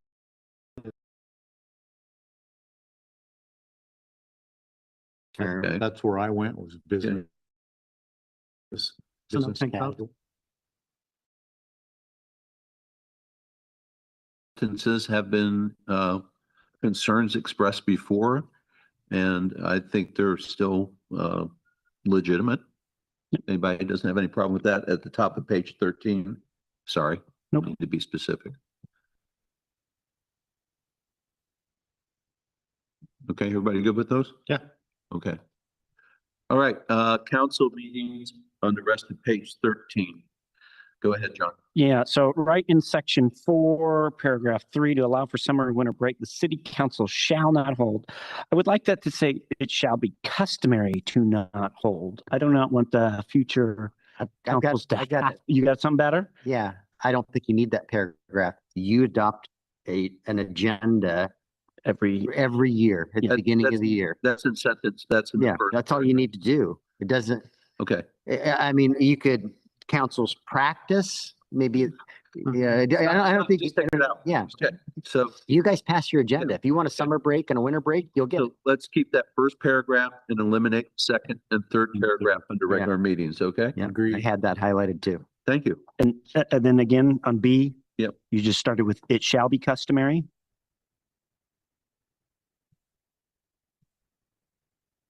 Where I It shall be customary that. Regular council work study meetings at 6:30 on the third Tuesday.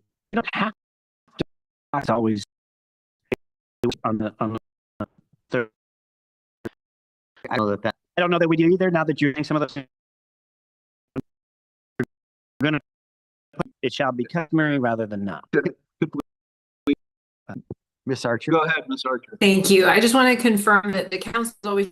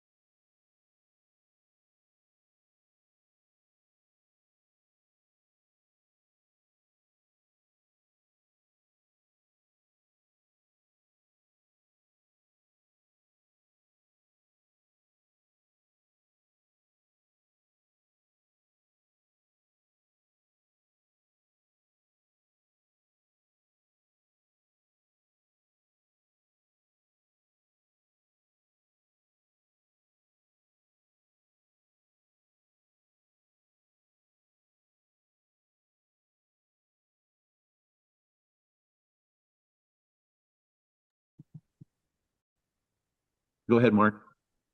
I'd like to modify city council will hold to may hold. Okay, The first paragraph? Yep. Yes. First paragraph on page I'm 14. down with that one. Okay. Section E. Anything else? Sorry. I'm sorry. Anything else with D? The top, first paragraph on the page. Okay. Okay. E. Thank you. Yes. Thanks for reading. Yep, no, absolutely. I just had in my notes on the side, is legal risk included in this? Is this read the way we want it to for legal risk?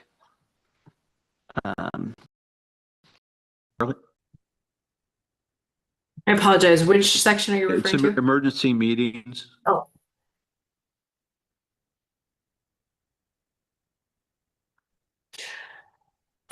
Legal risk is not a valid basis for an emergency meeting. It has to be one that, yeah, Perfect. sorry. Thank you. I understand. That was my Yes. question. Okay. So you're okay where we're at. Good. Yep. Okay. So just Go ahead. if we could change the second part or the second line where it says is called to deal with, maybe called to address an emergency instead of deal with.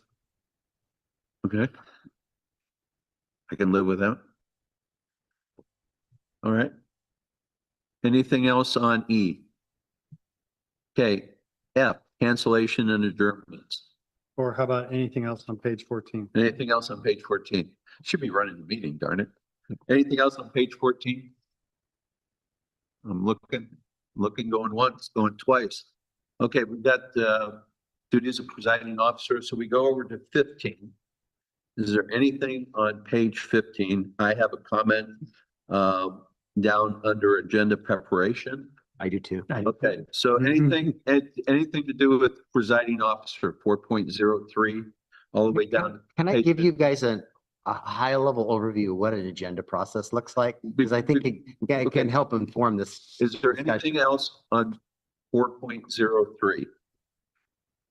Okay, great. We can go to 4.04 and you're up first, Mayor. Okay.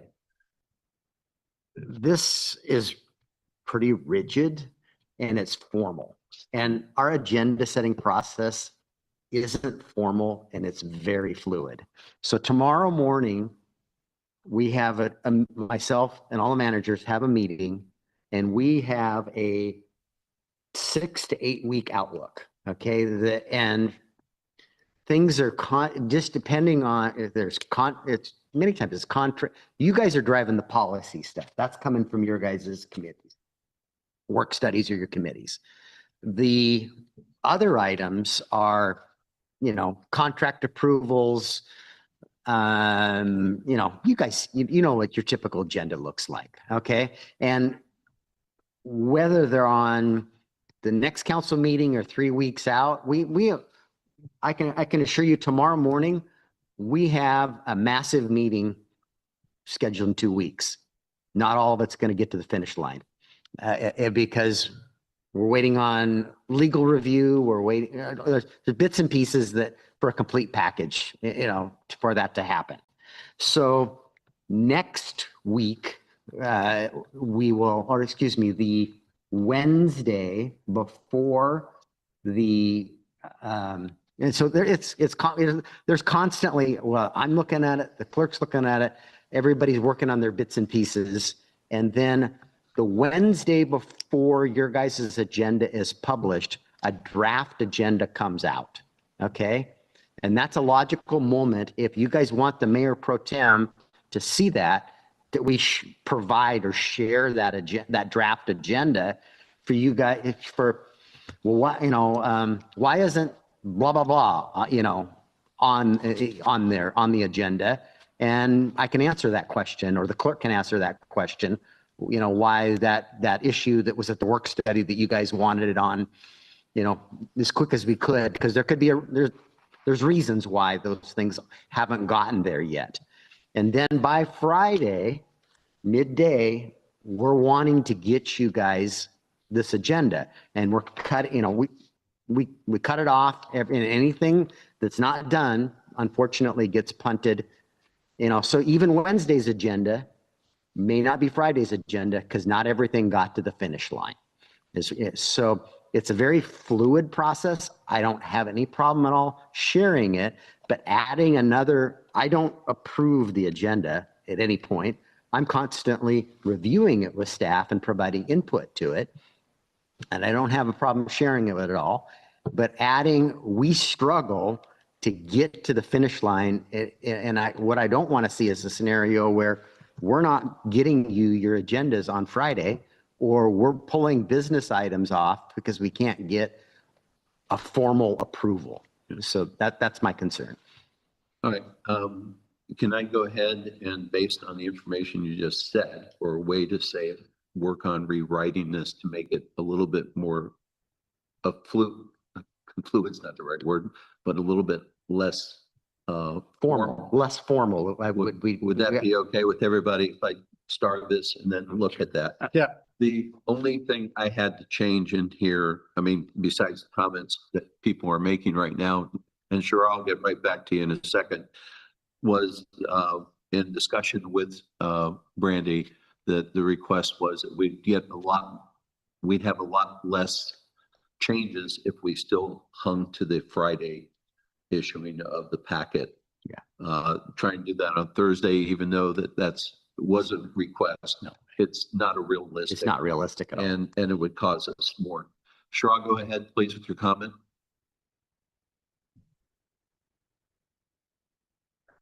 Sure. Sorry. Thank you.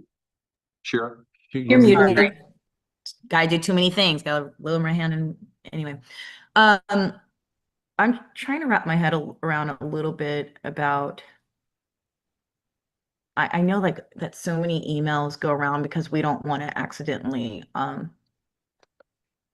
like violate like quorum, essentially, like like OPMA laws and stuff.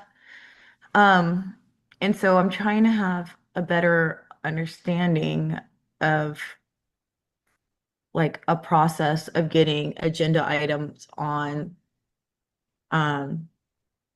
that creates it so it can be like more equitable, less bureaucratic, but not and not kind of having to centralize, because it feels like centralizing opens that up. So I don't know, I'm trying to understand that a little bit more. So I haven't quite fully wrapped my head around that, because I know that it's something that came up before, was like, okay, there's different ways of getting something on the agenda right now, like presenting it to the mayor, or presenting it in a committee member, or presenting it in a committee. Or I guess I'm still not clear on what other ways like would be available that, like I said, are, I guess, seem more like equitable and like I said, don't violate like OPMA laws. Okay. Well, hold that thought. And as we go through the rest of the document, we'll probably take a look at that. I'm out of time, and I'll ask that we bring this back next work study. And to answer Yeah, Councilmember Dedson's question, that's defined, and it may need, I'm not sure that this list is complete at 4.14. New business requests is defined in there. We just haven't gotten that far. We haven't got that far. So. Yeah. All right. Thank you for your time, and we'll be back at the work study. Hopefully be able to get this through so we can get another draft out to everybody.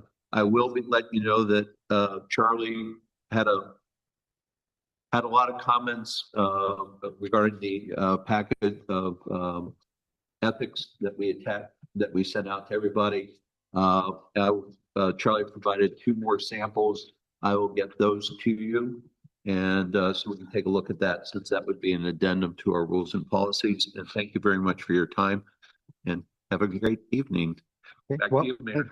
All right. At this point, we're going to go to our second citizen comment period. Is anyone wishing to address the council? You have 3 minutes.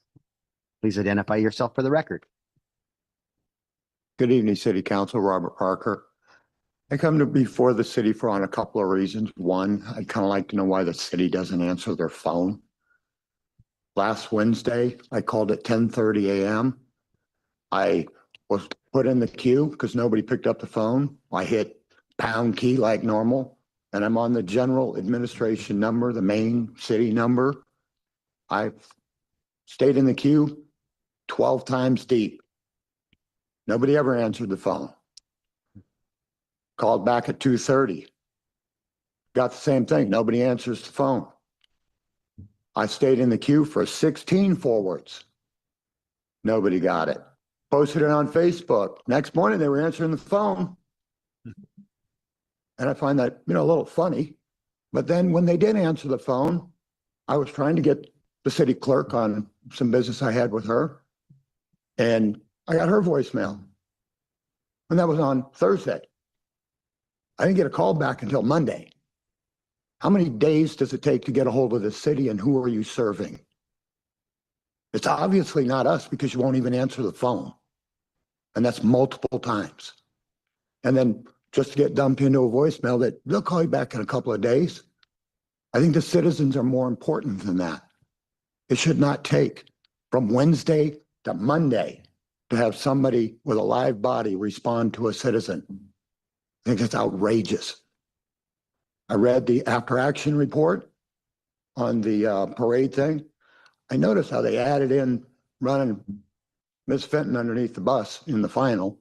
Wasn't there in the draft, but boy, they sure got it in there on the final. How many more documents are we building as we go along after the event?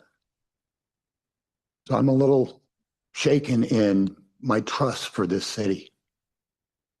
I've watched this clown show going for weeks now. How much money have we dumped down the toilet with this?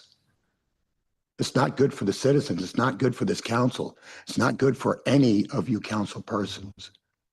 So I wanted to come before you and tell you exactly that. The city needs to start getting responsive and responsive to the citizens, not just the staff. You are here to serve the citizens, not the staff. This whole thing's goal is to serve the citizens, not the staff. That's why they're employed, to serve us. Thank you. Thank you. Your comments. Right. Anyone online, Brandy? Anyone else wishing to address the council? Go ahead, sir. Hi, my name is Devin Tenney. I just wanted to quickly address a statement made a few minutes ago during the council committee reports. The quote that I wrote down was, "We can always use more police." I think I'd like to invite the city council to challenge that line of thinking in the way that we apply finances and resources. I think there's a strong tendency across the board in the nation, everywhere you find, to lean towards, oh, enforcement's the answer. We can just allocate these resources to the police. They become kind of the hammer, and then you've only got the one tool, and then that becomes the tool for everything, and then you end up with poor outcomes. So just to challenge such a statement, and just to leave you with that thought to adjust that line of thinking. Thank you very much. Thank you. For your comments. Is there anyone online wishing to address the council? All right, we're to go to the order. Does anybody have a go to the order? Councilmember Gedman, go ahead. So we had a really good meeting at the Givens Master Plan this past Thursday. So I wanted to thank Director, so Dennis, sorry. Dennis, why am I blanking on your last name right now? I don't know. Just for, I guess, overseeing that meeting and being open to listening to everybody. And so I felt like it was a really productive meeting. So I just wanted to mention that. And also, I do want to state a concern that the June 16th 2026 meeting uncut version still isn't available on YouTube. And so I was hoping that when it's, I guess, y'all are publishing everything, that maybe we can publish the uncut version on YouTube so it's easier to find. Okay, yeah, that's it. Thank you. Thank you. Others? Councilmember Morrissey, go ahead. Yeah, thank you, Mr. Mayor. I guess it was last week already. I had to think of what day it was. I got the opportunity to attend a listening session for the KPUD and talking about potentially KPUD taking over electrification services in our area. So I did raise some questions. I did speak as a citizen of this county and just say, I don't have enough information to make a vote on that. It's my understanding that they took some action today to move forward with that. So I know that we have a good longstanding relationship with PSE. If I could see where this might work for the betterment of the people of Port Orchard, myself included, I'd love to know more information, but based off of what we were given, I don't have enough information to make a decision on anything they would be putting on a ballot this fall. So I hope that this is a topic that we can take up as a group and make sure that we take a stance as an entity where this lies, because my questions went unanswered. They included, how do we pay for all that? If you're taking over infrastructure, how are you paying for that and still keeping rates the same? I didn't even bring up the fact that I have solar on my house and I'm part of a net metering program, and who would be monitoring that situation if I have to change who I'm net metering with. So there's just so many unanswered questions yet. And so hopefully we can bring that as a future topic to this body. Councilmember Morrissey, thank you for bringing that up. And I want to pile on to that. I met with our representative, Commissioner Stacey Smith, a month ago on this very topic, various topics, but and I shared with her at that moment in time, she wanted my opinion and what I thought about KPD running a ballot measure and taking over power service. And I told her, I said, I don't have enough information. I said, the step one is conducting a feasibility study, and so that we can make a data-driven decision whether or not Kitsap Public Utility District can do that more cost effectively. And local control would be nice. There's no doubt about that. But what does this look like? And I wasn't given good answers. I yesterday wrote an email because I saw that on their business items. I've been tracking that very issue, and wrote all three commissioners an email asking them not to do this at this time, that we'd be asking the voters to make Mr. Mayor, an informed decision. sorry, apologies for interrupting, but I just wanted to confirm this is something on the agenda, on the ballot for this fall. It is. I'm aware Okay, of that. so- That's what I'm okay. speaking to. Well, it's Correct, yeah. We can't, it's not currently on the ballot, or it has been filed. I was trying to do my They quick passed research a resolution yesterday that allows to place it. that the county put it on the ballot. And So I think based on the passage of the resolution, this becomes a topic we cannot talk about using public facilities unless we notice a public hearing. So, okay, sorry. I will I was zip quickly doing lip. my Thank you. research to see Thank where you for this catching me was. on that. Yeah, All right. absolutely. But the council can absolutely do a public hearing and then weigh in. We just have to notice that public hearing and offer an opportunity for the public to speak. So Yeah, Okay. I think the takeaway is we're all looking forward to more information. Yeah, that's exactly. That's because we can't make an uninformed decision. So I think I'm hearing we should probably conduct that when we get back in September. Is there an appetite for that? So, all right, we'll add that to our work plan. Thank you for catching that for me, Charlie. of course. Others wishing to Yeah. give the art, Councilmember Cook. Yeah, I want to give a acknowledgement to a young lady in our area. Her name is Charlie. And recently, like I'm pretty sure last week, she competes in karate out of the, I'm going to say it wrong, HARUKI Karate Studio. And her sensei is Hannah Beers. And she owns a facility with her brother, Nathaniel. At 14 years old, she went at a brown belt. She went over to Romania and competed in a world championship and won the whole thing for the U.S. And she lives right here in Port Orchard. That's awesome. And so that's really cool. I just wanted to give a big shout out for her for stepping way above her age, way out of her ranking, I guess you'd call it. You know, I wish I knew more, but I just wanted to give her some real credit and acknowledge someone local here that just went and did a real big thing. So good for her. Nice. So Congratulations. Yeah, that's awesome. Yeah. All right. Anything else for the good of the order? All right, our meeting is adjourned.